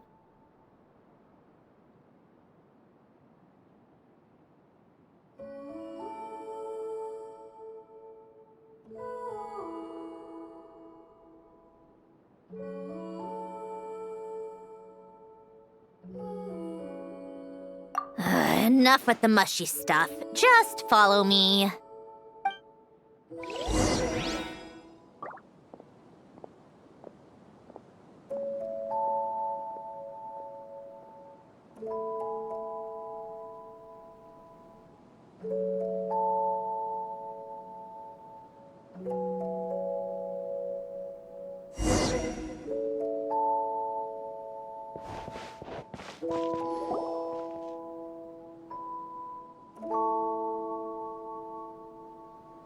Right. With the numerological array, I can construct a simple formula that will allow you to experience what I see and hear in real time. Oh, just like St. Lolly's scent-sharing technique. Been there, done that. Huh! Sounds like that shaman has some tricks up her sleeve. The arcane and the mathematical are both fundamental laws of this world. Being able to achieve a similar result through both isn't surprising. Anyway, let's get this show on the road. But no comments from the peanut gallery, okay? I know I offered, but I still don't want any interruptions.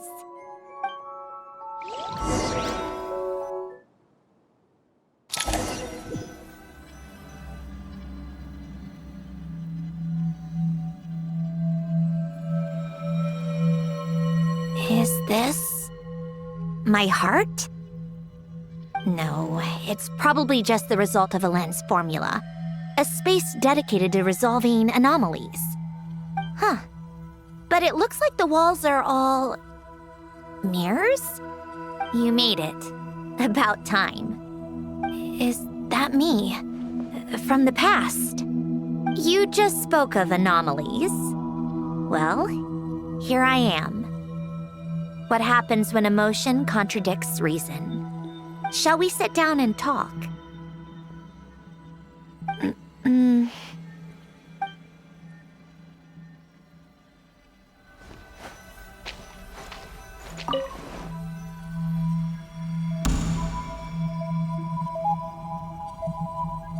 That should do it. Hello? My name is Alain Guillotin. Can you hear me? Brings back memories, doesn't it? The time we spent here. Here. I want you to have this. A notebook? You can use it to write things down. I don't need to write things down. I have unlimited memory. Even so, some things are more important than others, right? You can use it to write about the things that matter. So you wish me to carry out a basic priority sorting operation? I suppose you can think of it like that for now. But journaling is also an act of finding oneself. Much like we use wooden stakes to guide a plant to grow in a certain manner, what we choose to write down gives the soul much-needed direction. In the act of choosing what to forget and what to hold on to, we decide what kind of person we want to become. I don't understand. Like I said earlier, I don't need something like this. This is where we were born, where our life began. Mornings of tending to the garden, afternoons spent cleaning, reading, or studying. Evenings of cozying up by the fire, listening to Alain share stories about his past. Alain. What is it? What are you drinking? Oh, this? It's coffee. It, makes me more productive. I want to try it. Oh, okay. Here.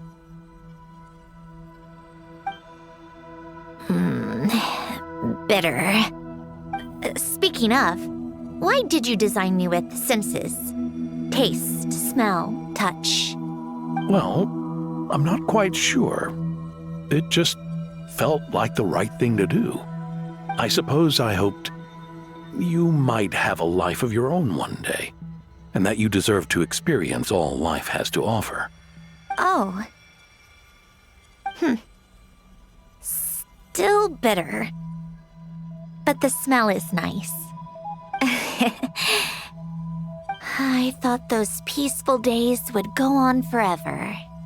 You know that's not possible. Maybe. But how was I supposed to know the end was just around the corner? That was just bad luck. Was it? Well, it certainly became a pattern, now didn't it?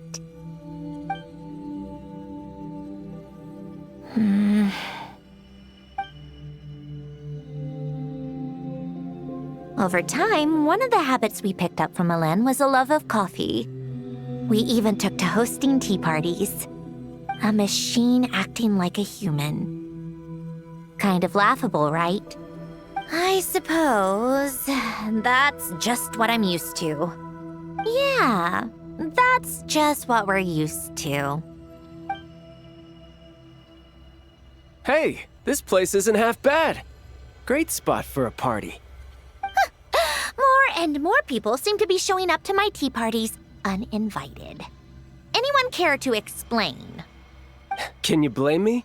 I saw Columbina leading Capitano somewhere, and I had to see what that was about. I had simply asked Columbina where I might find Arlecchino. I have business to discuss with her, and Columbina suggested looking here. Tartaglia and I were unaware that this was a private gathering. Apologies for the intrusion. It won't be for long. Whatever. Just add it to the list of annoying things that have happened today. What's one more? Since you're here, you might as well stay for a cup of tea. See? Told you she wouldn't mind. Much obliged, Sandrone.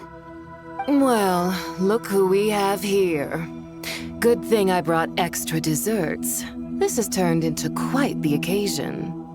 Capitano, I was just about to go find you. Pardon the intrusion. Rest assured, I won't sully your gathering with talk of work. We can have our discussion later. Spoken like a true gentleman. A certain unmannered 11th seat could learn a thing or two. You know, you really should start being nicer to me, Rosaline. Or I might just snatch that 8th seat right out from under you. I'd like to see you try.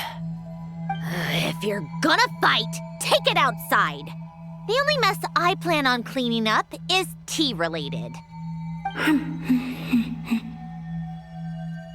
I still don't understand how our quiet afternoon turned into such a crowded gathering.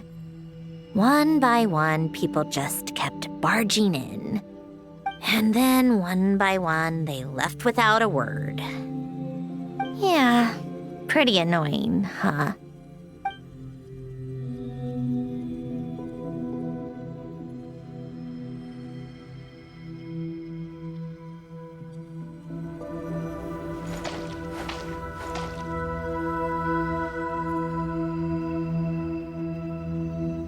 Of all my days with the Fatui, the times I spent with you, Arlecchino, and Rosaline, they were my favorite. Goodbye, Sandrone.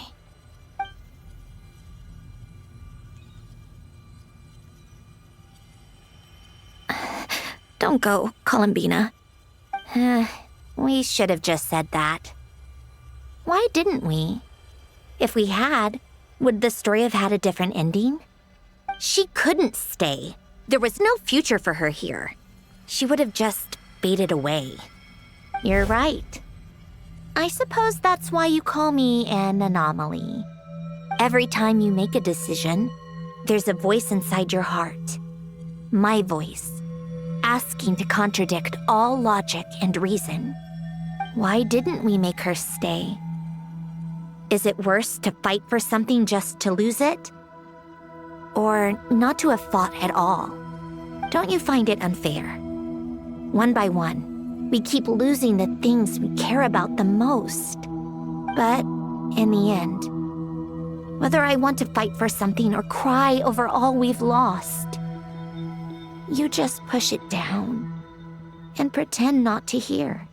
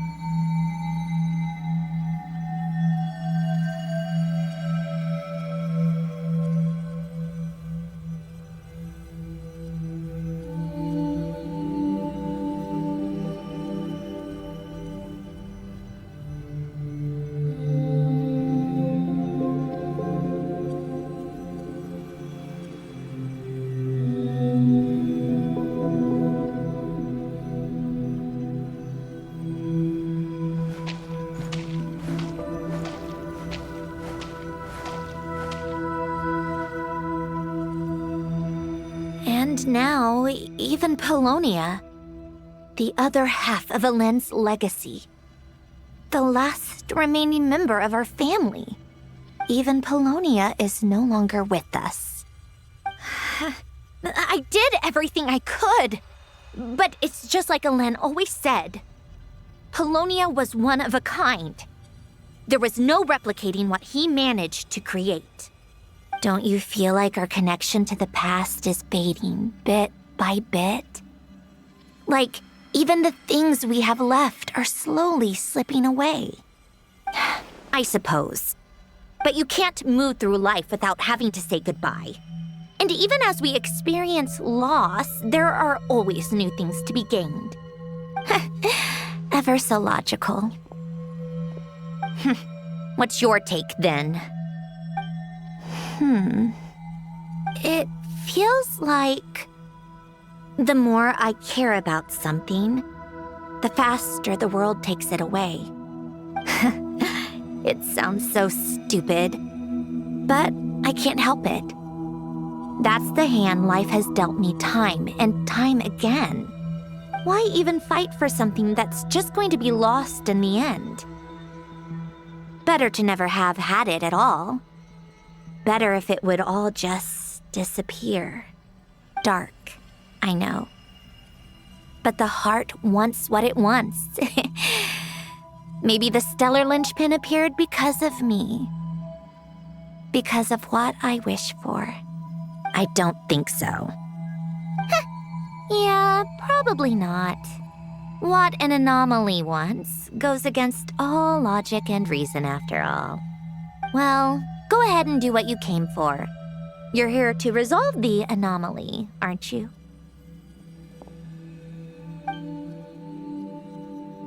Yes.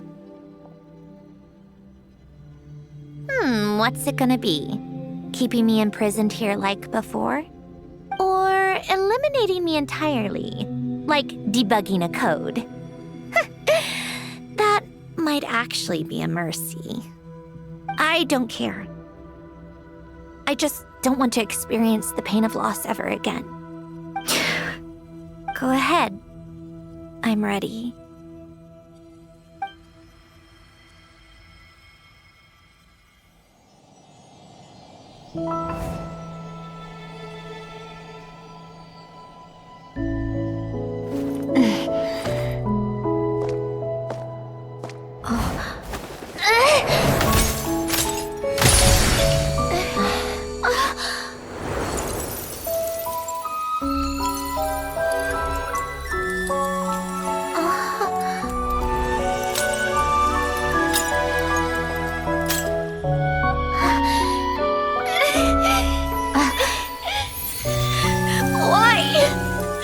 Why do we keep losing everything we care about?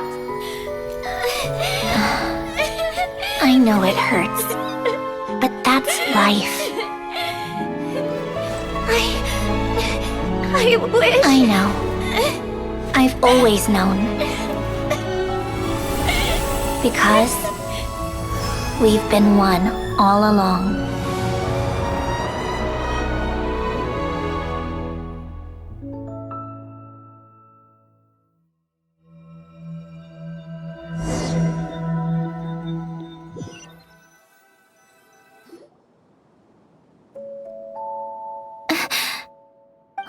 Sandrone? I'm fine. It's okay to cry, you know. Cry? You've got to be kidding me. The emotional side of my core algorithm. My emotion module has always been fully developed and operational. Ellen tried to tell me that too. I've just chosen to ignore her voice all this time.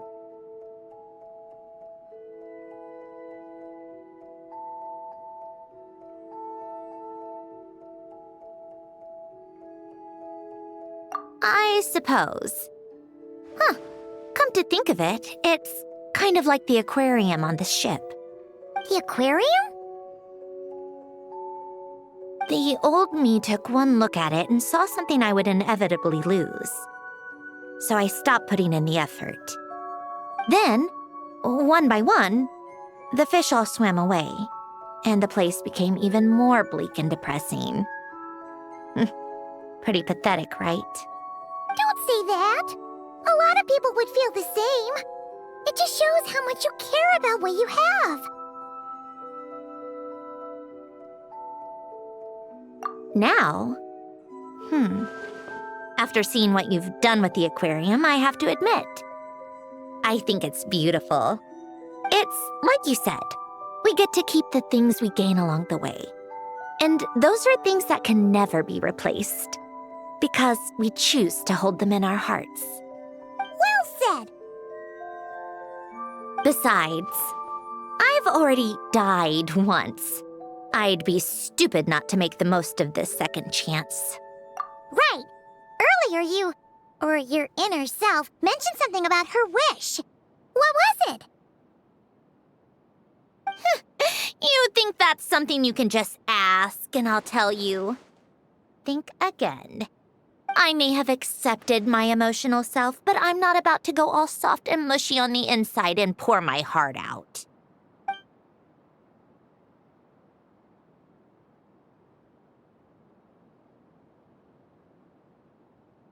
That said, taking a step in the right direction couldn't hurt. Starting with cleaning some old aquarium tanks of my own. Huh? Metaphorically speaking, I mean. Come on, let's head back to the ship. I need to talk to that shaman.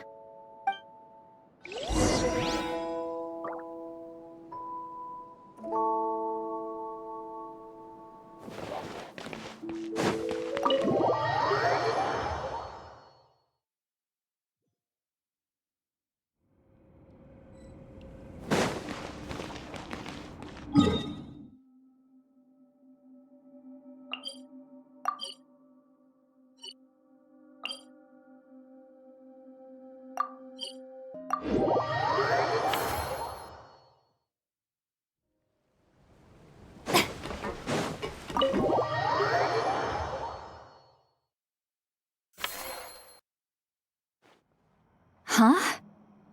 Resentful lost souls? You couldn't get comfortable sleeping near the Opera Epicles, right? Well, I bet that's why. The Fountain of Lucine is where all the water in Fontaine gathers. So that's where the emotions within the water converge as well. Hold on. If it's souls we're dealing with, feeling uncomfortable should have been just the beginning. I should have been able to hear their voices or something. And under normal circumstances, I'm sure someone of your talents would have. The problem is, these souls are no longer complete. Remind me how they ended up like that again? You mentioned something about them being split apart? Yes, it's called soul severing. Renee of the Nartsitzenkreuz Ordo came up with it. After learning of Fontaine's impending doom, Renee thought if he could find a means for the soul to live on in perpetuity, it might ensure the world's salvation. Soul severing was the first step of his research. Unfortunately, his theory of the four orthants was imperfect at the time, and a failure along the way caused his physical form to dissipate. Jakob, another member of the Nartsitzenkreuz Ordo, sought to carry on Renee's legacy and restore his physical form. He even used some of the people who stood in his way as test subjects for his research. By severing their souls? Yes. After Renee successfully awakened, the two continued their research, and all the severed souls ended up merging into Renee's consciousness. After you saved Fontaine by turning Fontainians into true humans, these souls returned to the ley lines. But the souls severed before Renee awakened had nowhere to go, doomed to forever wander the waters of Fontaine as listless spirits. Almost as if they exist outside the bounds of this world. Unrecognized by the ley lines or fate. No wonder I couldn't sense them.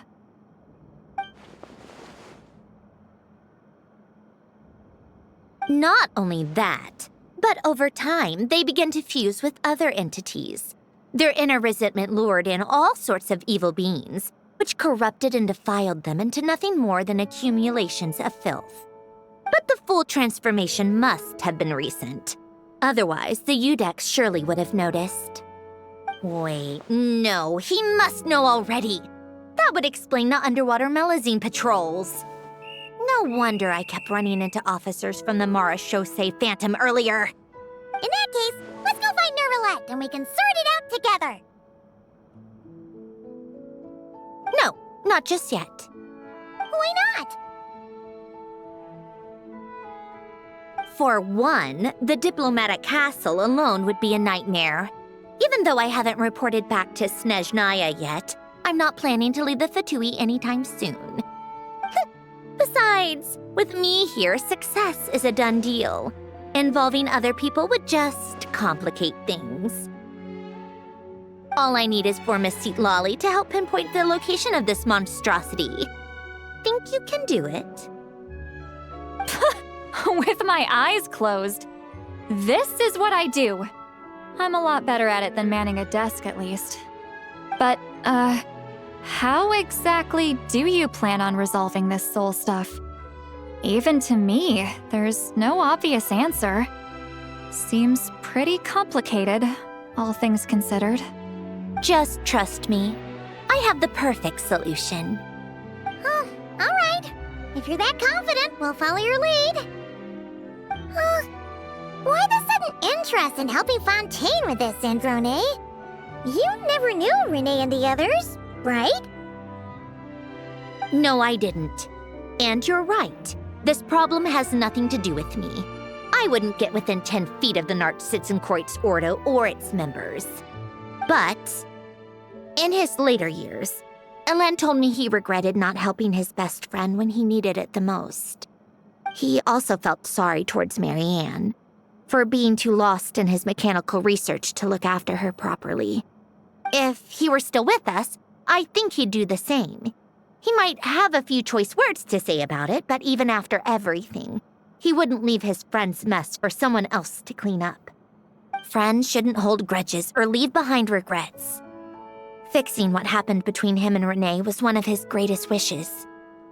All I'm doing is fulfilling it in his stead. You know, you really do seem a little different now. You mean everything that just happened wasn't for nothing? Why, thank you for pointing out the obvious, Paimon.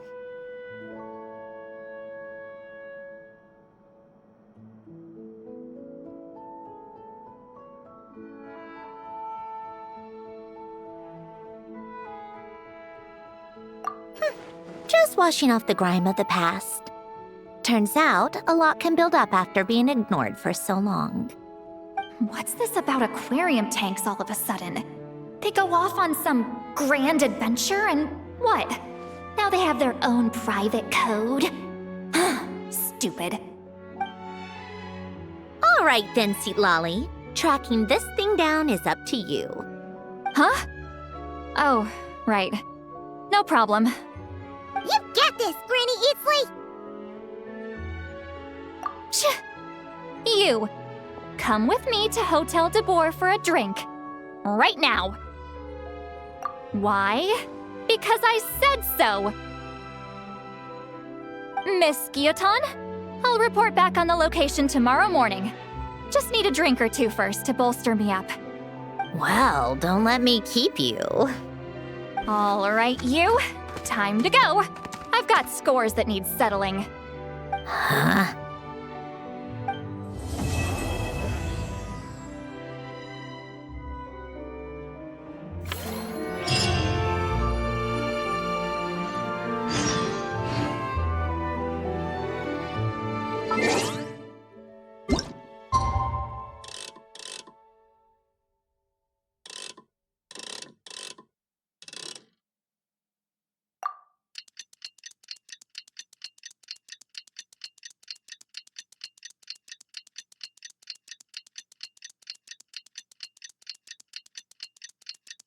Time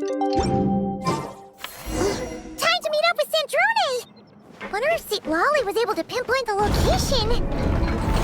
Well, we should know soon. Let's just hope it all works out.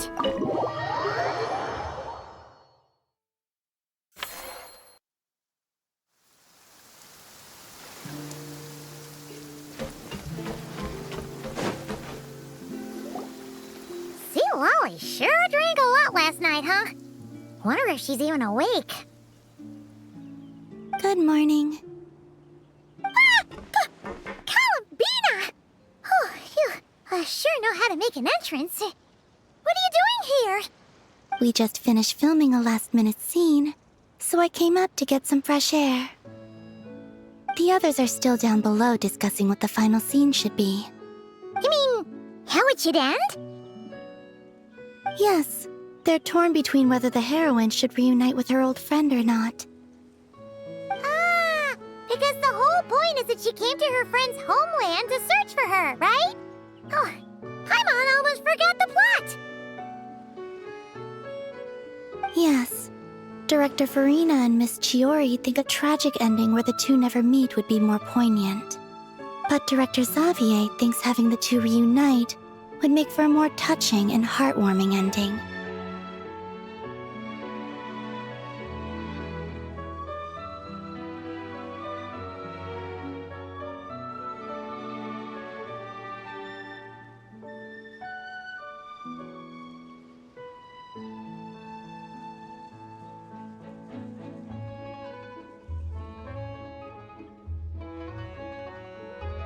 Me? I'm not sure. On a personal level, of course I want to see her again. Of course I want to experience that moment where we reunite, even if it's just for the cameras. But that means an actor would have to take her place, and that makes me feel... Oh...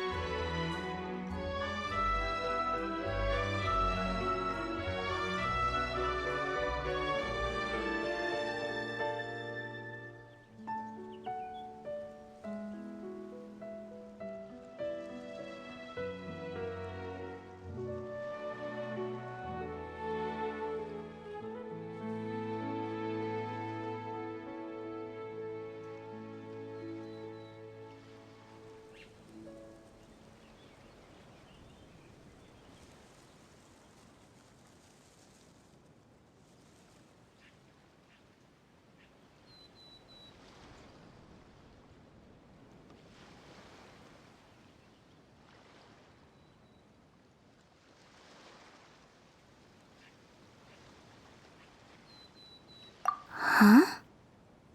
Yeah, don't look so worried! Making a film is supposed to be fun! But besides, it's all gonna work out. You can trust Paimon on that. Work out? How? Well, you know...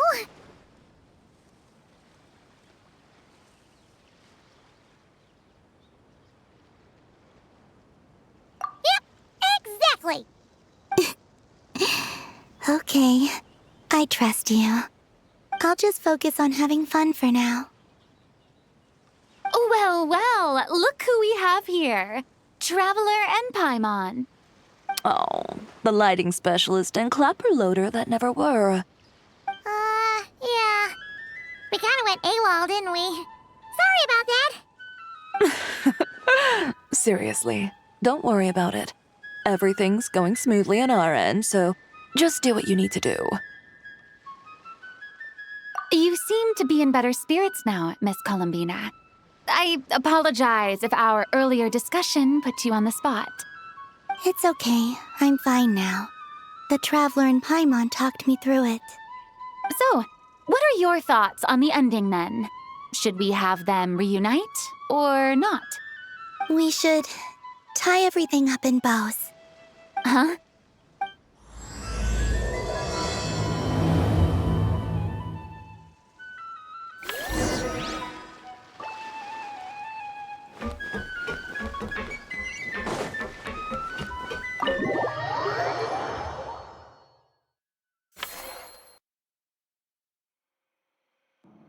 Lolly! We're here! Oh, right on time. Well, yeah.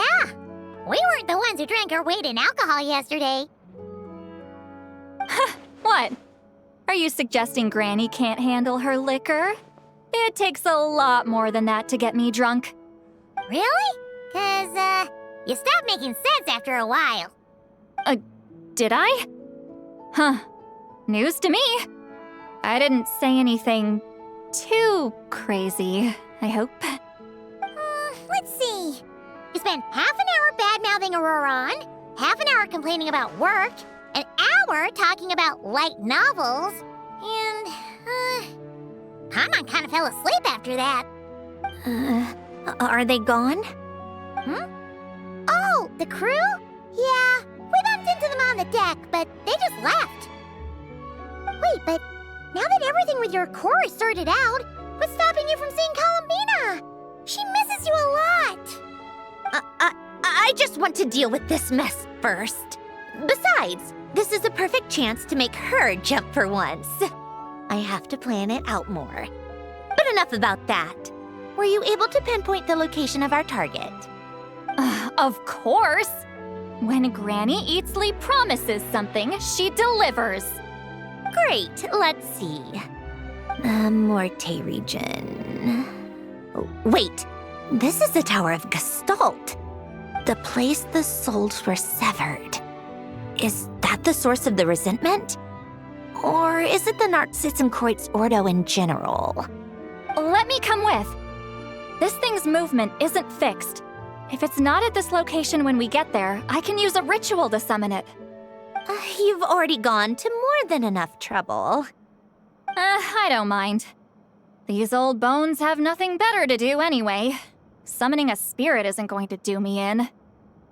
Besides, if I don't go, they'll just have more inside jokes I can't join in on. All right then. I appreciate it. Ha! There's no time to lose. Let's head out!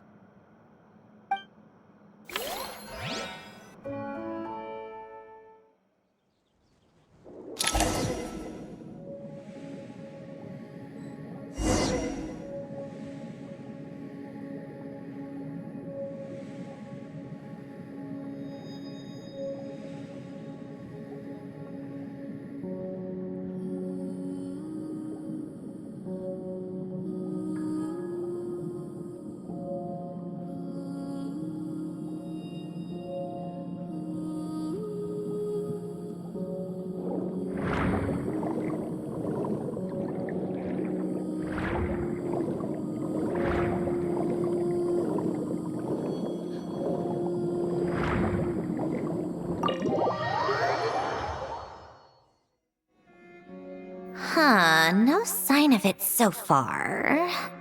Should I start the summoning ritual? Let's drain the water from this floor of the tower first. It'll make it easier to move around. Wait, we can do that? Of course. Alan and Renee both saw the future that awaited Fontaine and even shared a few methods for waterproofing buildings. The principle behind it is... not important. Just unlock the mechanisms in the order I tell you.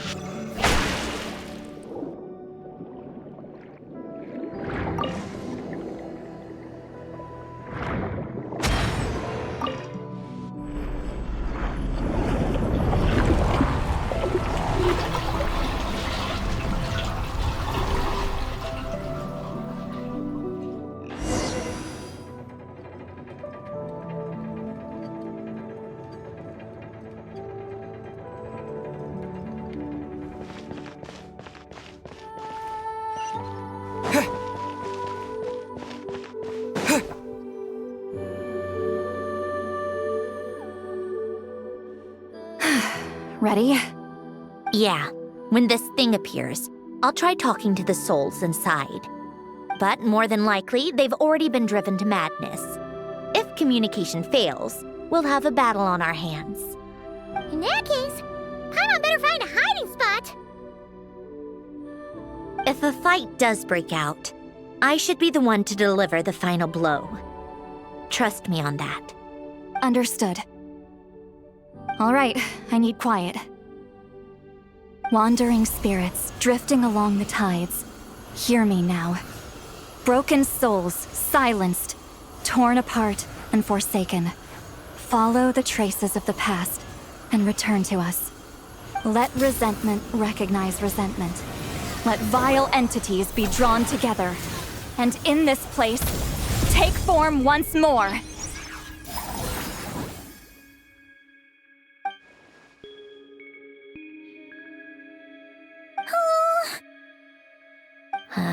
What now? Is that it? This is exactly why I deal in math, not magic. How are we supposed to know what stage the spell is at? It's like there's no logic to speak of. Mechanical science is so much easier to...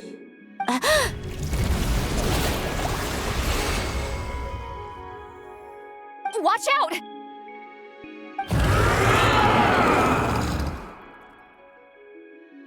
Hey, you! Or whoever's inside of you. I need you to listen to me.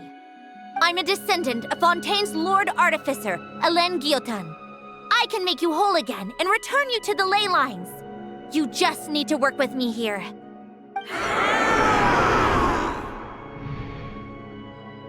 Sandrone! Shh. Looks like talking this out is off the table. All right, plan B. Time to blow off some steam.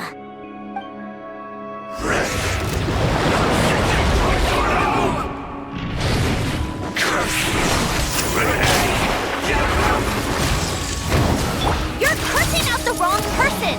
I didn't even know them!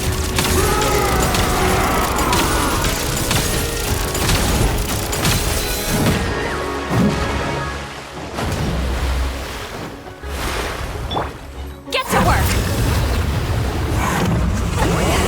Suffer the wrath of Eastling! A spot of tea-time entertainment.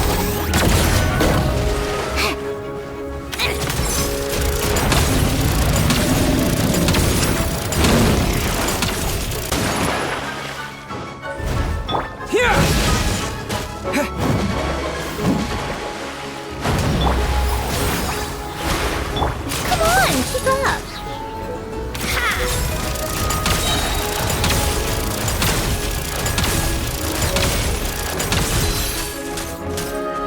Let's test my hypothesis.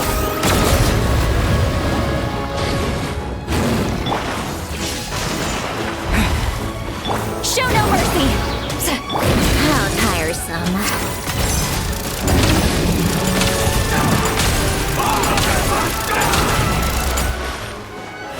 Most of them already did. But you still have a chance to return to the ley lines and reunite with your family. Just work with me here.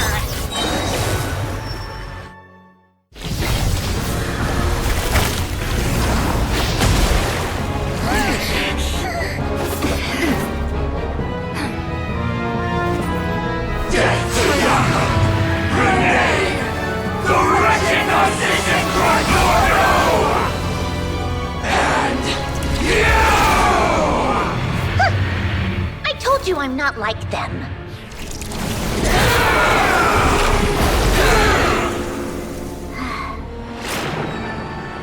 I'm stronger. Inverted. World formula. Reversion.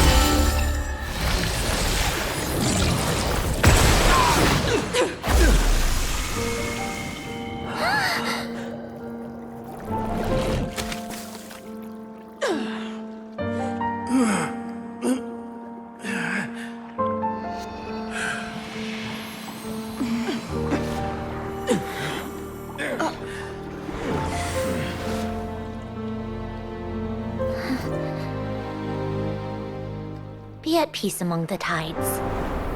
Lost souls.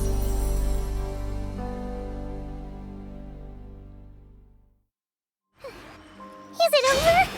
Yep, told you it'd be a piece of cake. How did you do that back there? That creature was nothing special. Add a bunch of souls with nowhere to go, a touch of malicious energy, a few impurities, and a whole lot of resentment, and that's what you get. All I did was separate the original souls from the rest of the filth, allowing them to be accepted by the current rules of the world.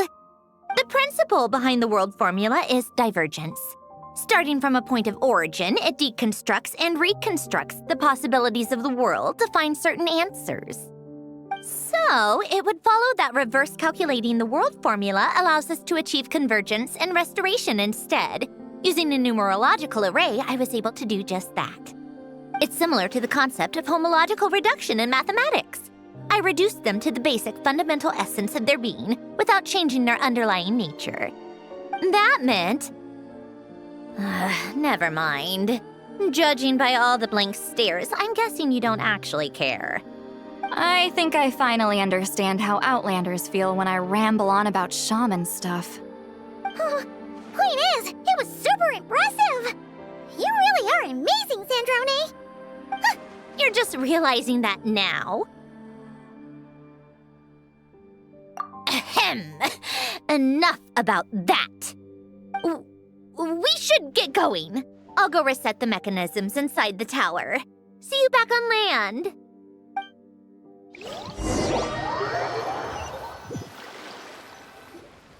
Well, that's one old mess for the books. Glad to have that over and done with. Feels nice to do a good deed every once in a while. You helped everyone out a bunch in Not Cry, too. Kinda seems like you're just a good person at heart. I wouldn't be so sure. I'll be heading back to the Fatui soon enough. You two are too trusting sometimes.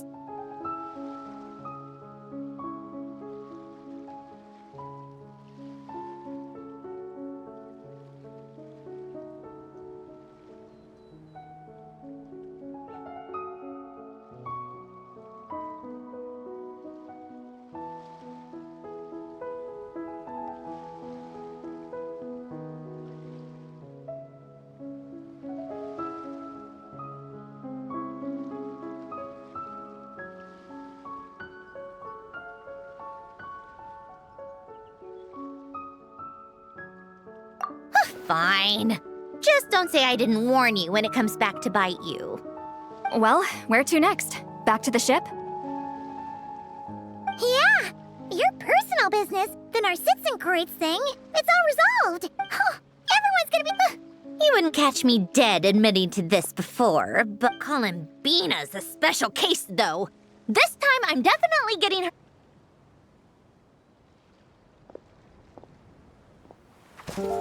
She'll sense me coming from a mile off. How am I gonna...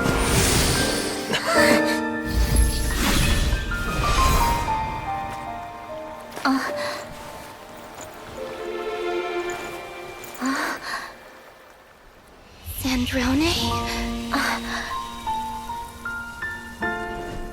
Is it really you? You're back? You didn't tell me. You avoided me. Why?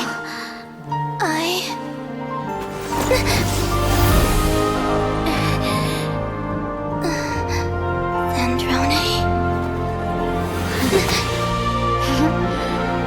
Now we're even. I missed you so much. That makes one of us, idiot. I'm here, Columbina.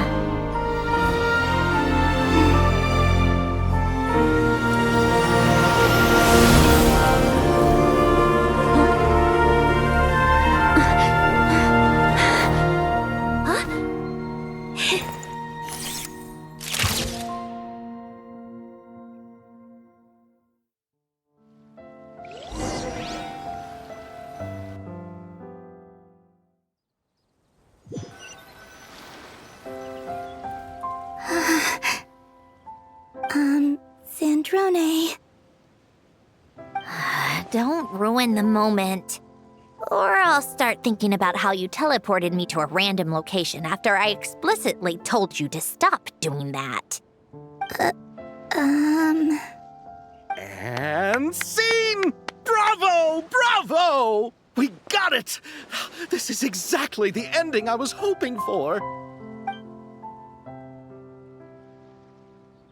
Huh? Where did you just go, Miss Columbina? You vanished! And then the next second you were back hugging this, new friend here.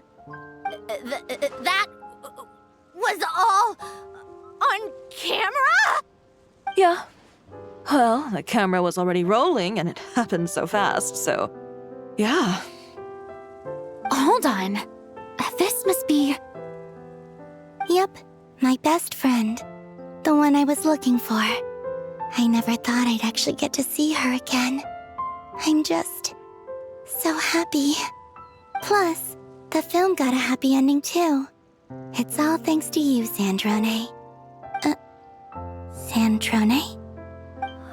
You couldn't stop being annoying for 1 second! Columbina!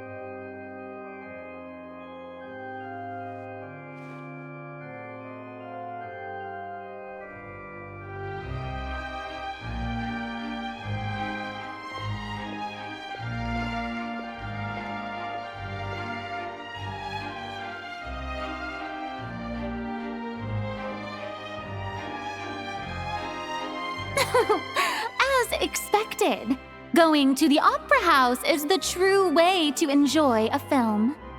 You get to see the audience's reaction in real time, too. The endings seem to be received quite well. Paimon can't believe you let us include that in the final cut, Sandrone! You even agreed to help us reshoot a couple of shots. Thanks a million. Most of it was caught on camera already, so it's not like I had much of a choice. Besides, the film I'm in is going to be anything less than perfect. What are you laughing at? Nothing. It was just interesting to see us on screen together. I'm glad this moment is going to be preserved forever. Just a pity we didn't take home the Farina Award this time around. Well, artistic films can rarely compete with commercial ones. You should have prepared yourself for this the minute you changed the script. True. Oh, did I hear someone mention the Farina Award? Come on, don't go. I won't. Our crew winning the Farina Award was a team effort after all. Costume design, script adaptation. Ooh, and the practical effects were so realistic. The flame. A lot of the effects were based on actual items the Special Patrol confiscated from criminals. Who knew they'd serve another purpose, right? But it turned out amazing! Really brought the thrilling scenes from the novel to life. Fontaine's film industry is seriously impressive. Which film did you vote for, Silali? Isn't it obvious? Great Detective Herlock, of course! You all should be proud, though. A lot of critics are saying really good things about your film, too. Longing and loss? Searching for something even after it's gone? It's a film that makes you think about life and how important it is to explore those themes. Well, that is what the art of storytelling is for. Watching a film with friends is so much fun! There's so much to talk about! Ooh, let's throw a celebration later then! We're all old friends. Oh, we could find a place and chat to our heart's content. How about the winglet? That's perfect! Friends and family are more than welcome too. So if you want to bring people, don't be shy. You all can head over first and make yourselves at home. I'll bring over some refreshments in a bit. I just have one more stop to make first. Can I come?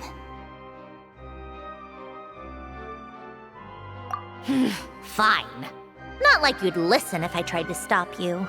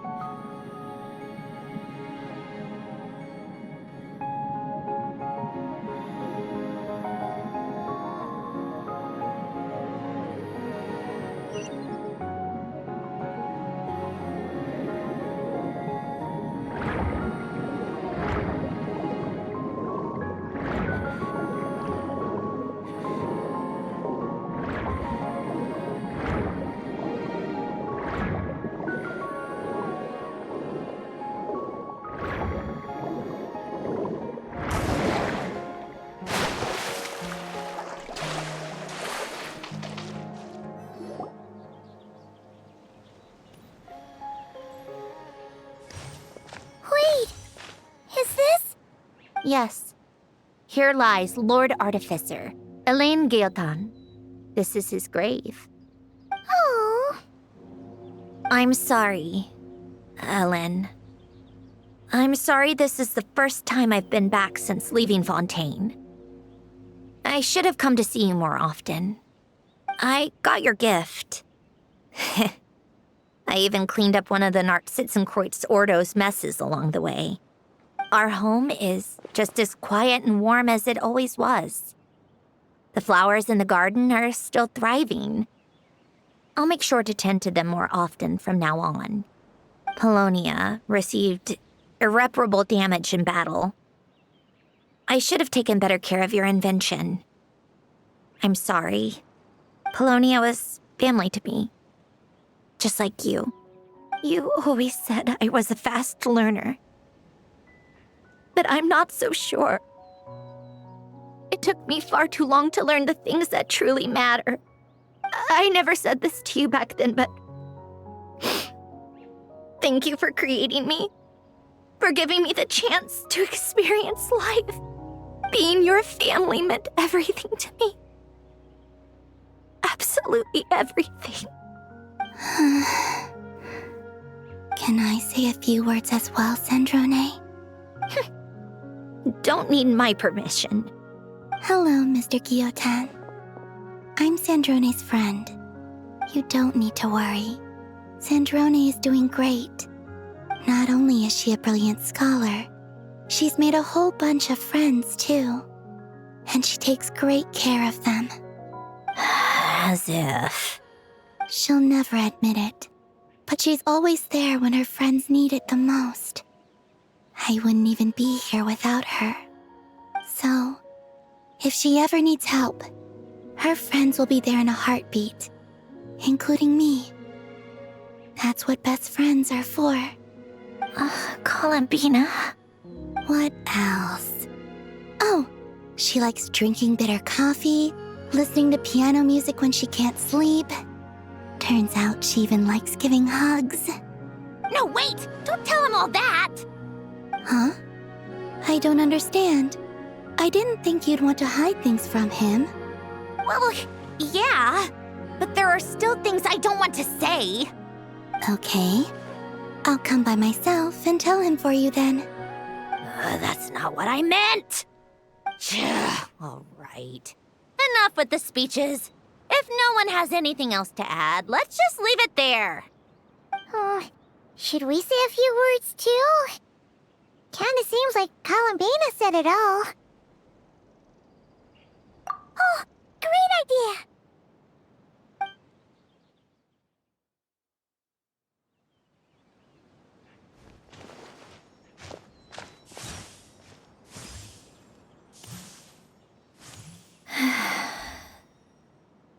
Goodbye, Ellen.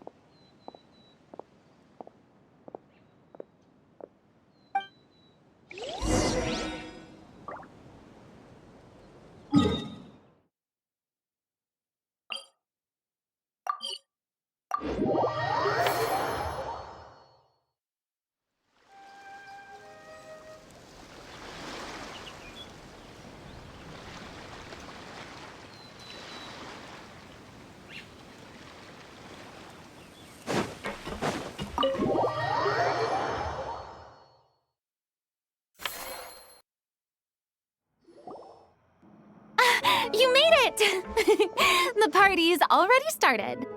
Oh, but, you didn't bring anyone else along? I thought you headed out to invite some friends. We did invite a friend, actually. She'll be here soon. She's even bringing some desserts to have over tea. You should join us later, Miss Farina. I do love a tea party. Then don't mind if I do. This seems like a fun occasion. Let's go talk with everyone. Good idea! We'll introduce you to all our old friends.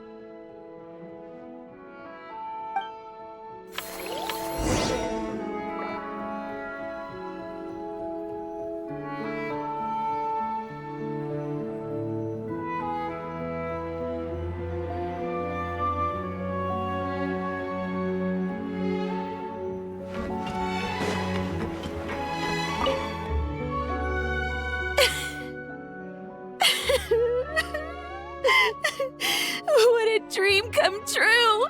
For once, it all worked out! I can die without regrets! Let's not get too ahead of ourselves, Director Lapine Pauline. What was in that piece of cake you just handed her, Escoffier? Bromaritime flowers, eggs, flour, same as all the other pieces. What, you think I tampered with it? Playing a detective in real life now too, are we? Oh, it's so delicious! I'm so happy! My life has peaked!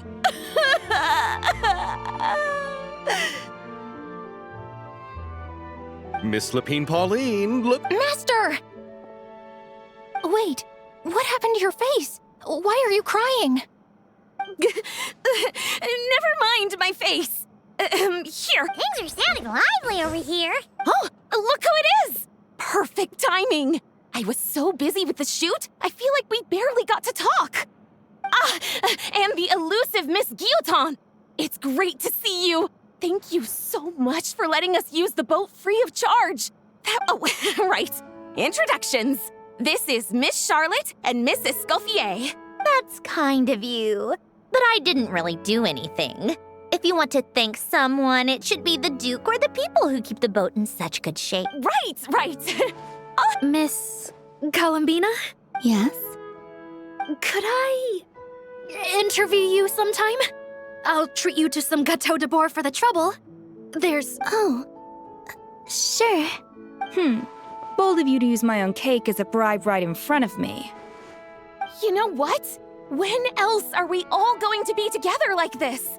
Come on, everyone! Grab your drinks!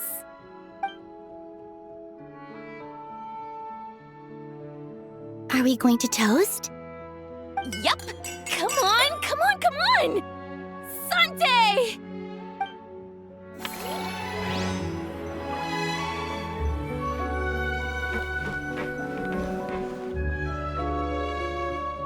Granny Itzley, you're really not going to let us borrow these cute little stuffed toys for our magic show?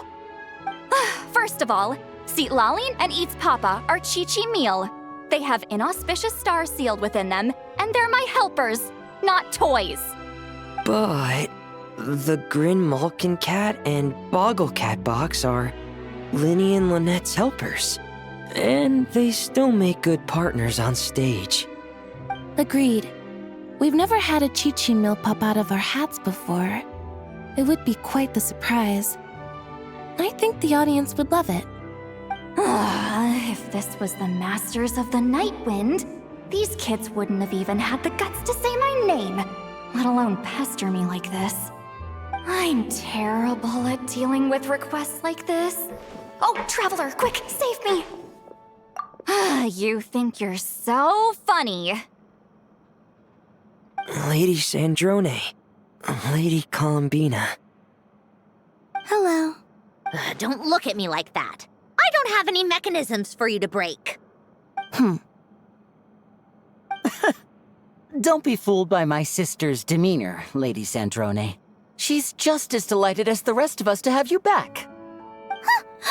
Well, I suppose when I'm not so busy, I could find some time when Arlecchino is around and bring over a few gifts to the House of the Hearth. You're too kind, Lady Sandrone. I'm sure just your visit alone would make Father more than happy. I just need to borrow them for a bit. I'll pull them out of my hat, give them a quick hug. When did hugging become a part of it? Oh! I could lend you pair, so you have something to hug in the meantime. I don't need something to hug in the meantime. The issue was never the hugs. How about this? You can have 2 VIP tickets right next to each other. Excellent view. Right next to each other?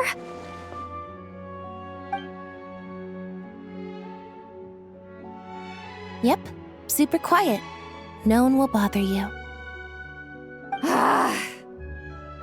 I'm sure you'll have a great time. Fine.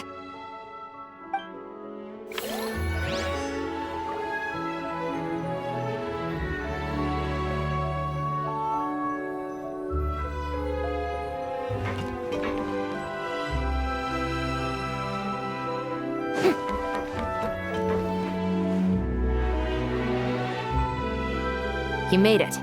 Sorry for starting the celebrations without you. No worries at all. We're just glad everyone's having such a great time. Oh, right. You've probably seen them around already, but let us introduce you for real. This is... Miss Columbina and Miss Guillotin, right? Oh, we saw the film you were in. It was so touching. Yep. This one started bawling her eyes out right next to me in the theater. I know. I didn't bring nearly enough tissues. Thanks. We saw your film too. I memorized all your names. Oh, guess we can skip the introductions then. Our effects were pretty over the top, right? Some of the extras in the big scenes were actual members of the Spina di Rosula. So basically, your contribution was creating realistic-looking chaos.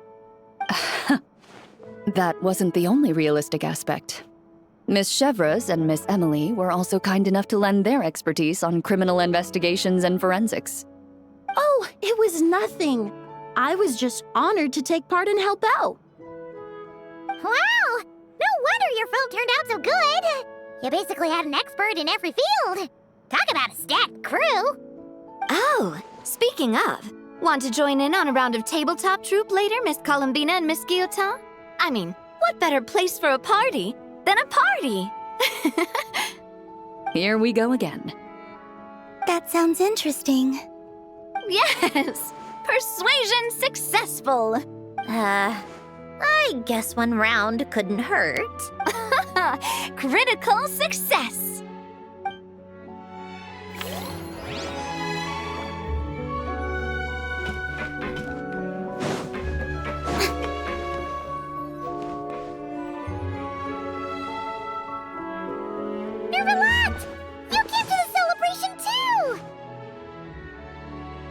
Yes, I can only hope my presence does not make anyone ill at ease. Who's this? All right! This is Nervalette, the Udex of Fontaine. And this is Columbina and Sandrone. Greetings. Hello. These two must be the Fatus and former Fatus related to the recent incident in Nodcry. I read about them in the diplomatic report. The Udex? Oh, the dragon that cries a lot. Oh, well... Jeez, Columbina. That's your takeaway from all those Fatui meetings? Seriously? Is that truly how I'm portrayed in the Fatui's intelligence? You must put a lot of people in prison then. Well, it would be more accurate to say I pass judgment on their crimes. All trials in Fontaine strive for fairness and justice, so as to avoid imprisoning the innocent. So, only the people who deserve it get sent to prison. Well, deserve is quite a subjective metric, is it not? At the very least, I can promise that in every trial over which I preside, I make every effort to deliver a fair verdict.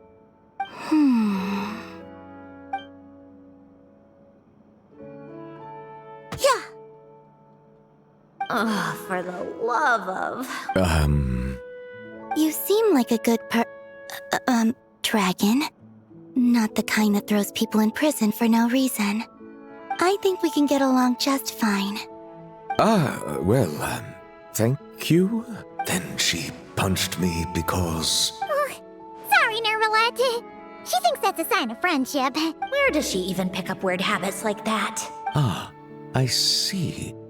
I believe I have observed people on the streets of Fontaine expressing affection in a similar manner. I suppose I now know what it feels like. Yes, quite, abrupt. You know, these two are surprisingly alike.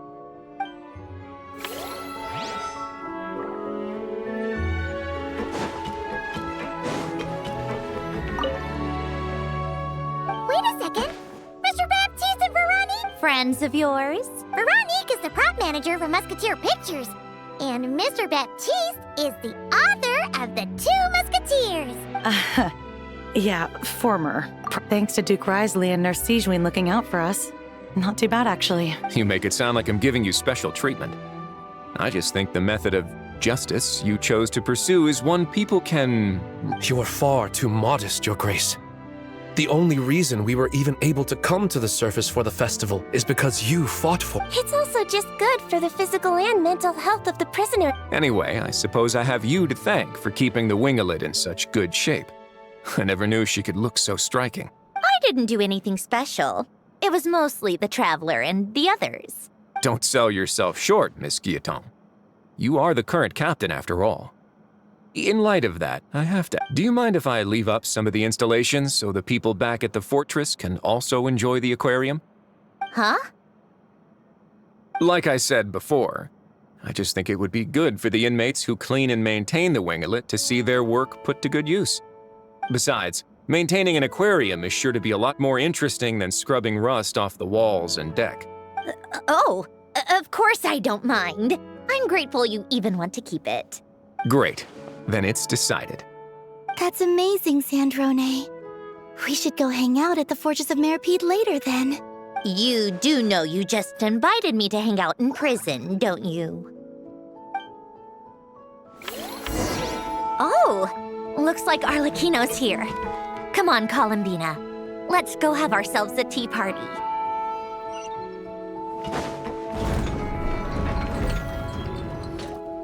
Well, it's been quite some time since the three of us gathered to drink tea like this. Yes, but your tea is as good as ever, Sandrone. Of course it is. The pastries you brought aren't half bad either, Arlecchino. I'm glad to hear it. Are they to your liking, Miss Farina? If I remember correctly, this particular cake is your favorite. Yes, thank you. The tea and pastries are absolutely delicious. I can't believe I'm casually sipping tea with 3 harbingers. Or are some of them former harbingers? Who knows? Due to diplomatic reasons at the time, our last tea party was rather tense. Wasn't it, Miss Farina? You have my apologies. But this is simply a casual gathering of close friends. So I do hope you can relax and enjoy yourself. Of course. I'm sure we'd all be delighted to have you join us more often. The same goes for you two. Of course we should do this again! We've all been through thick and thin together by this point. This is nice, Sandrone. It reminds me of the happy times back in Snezhnaya, when things were so lively. Yeah. To be honest, I never thought these gatherings would feel this lively ever again. Well, I think I speak for all of us when I say we're truly glad you're back, Sandrone. Me too. I've realized that holding on to what matters doesn't just mean protecting what you already have. By reaching out and striving for something new, you can gain much more than you think. No, that certainly doesn't sound like something the old you would say. Well, I'm only going to say it once, so don't get used to it. Who knows? Perhaps your tea parties will only get livelier from here on out. Once you return to the Fatui, we'll have more opportunities to keep in touch in any case. I want to spend more time together too. But I don't want to go back to the Fatui. Well, Notcry isn't too far from Snezhnograd. It shouldn't be hard to find a place where we can all get together. Oh, and then I can sing for you. Or put on some of your favorite music. Just like... Speaking of music, I spotted a mechanical piano below deck. Is it yours, Miss Guillotin? Yes. Reclaimed, I suppose you could say. Why don't you play something for us? Huh? In front of all these people? Yes, why not? You play so well. Yeah, come on! Just a little, please? For the love of... Fine! One piece, and that's it.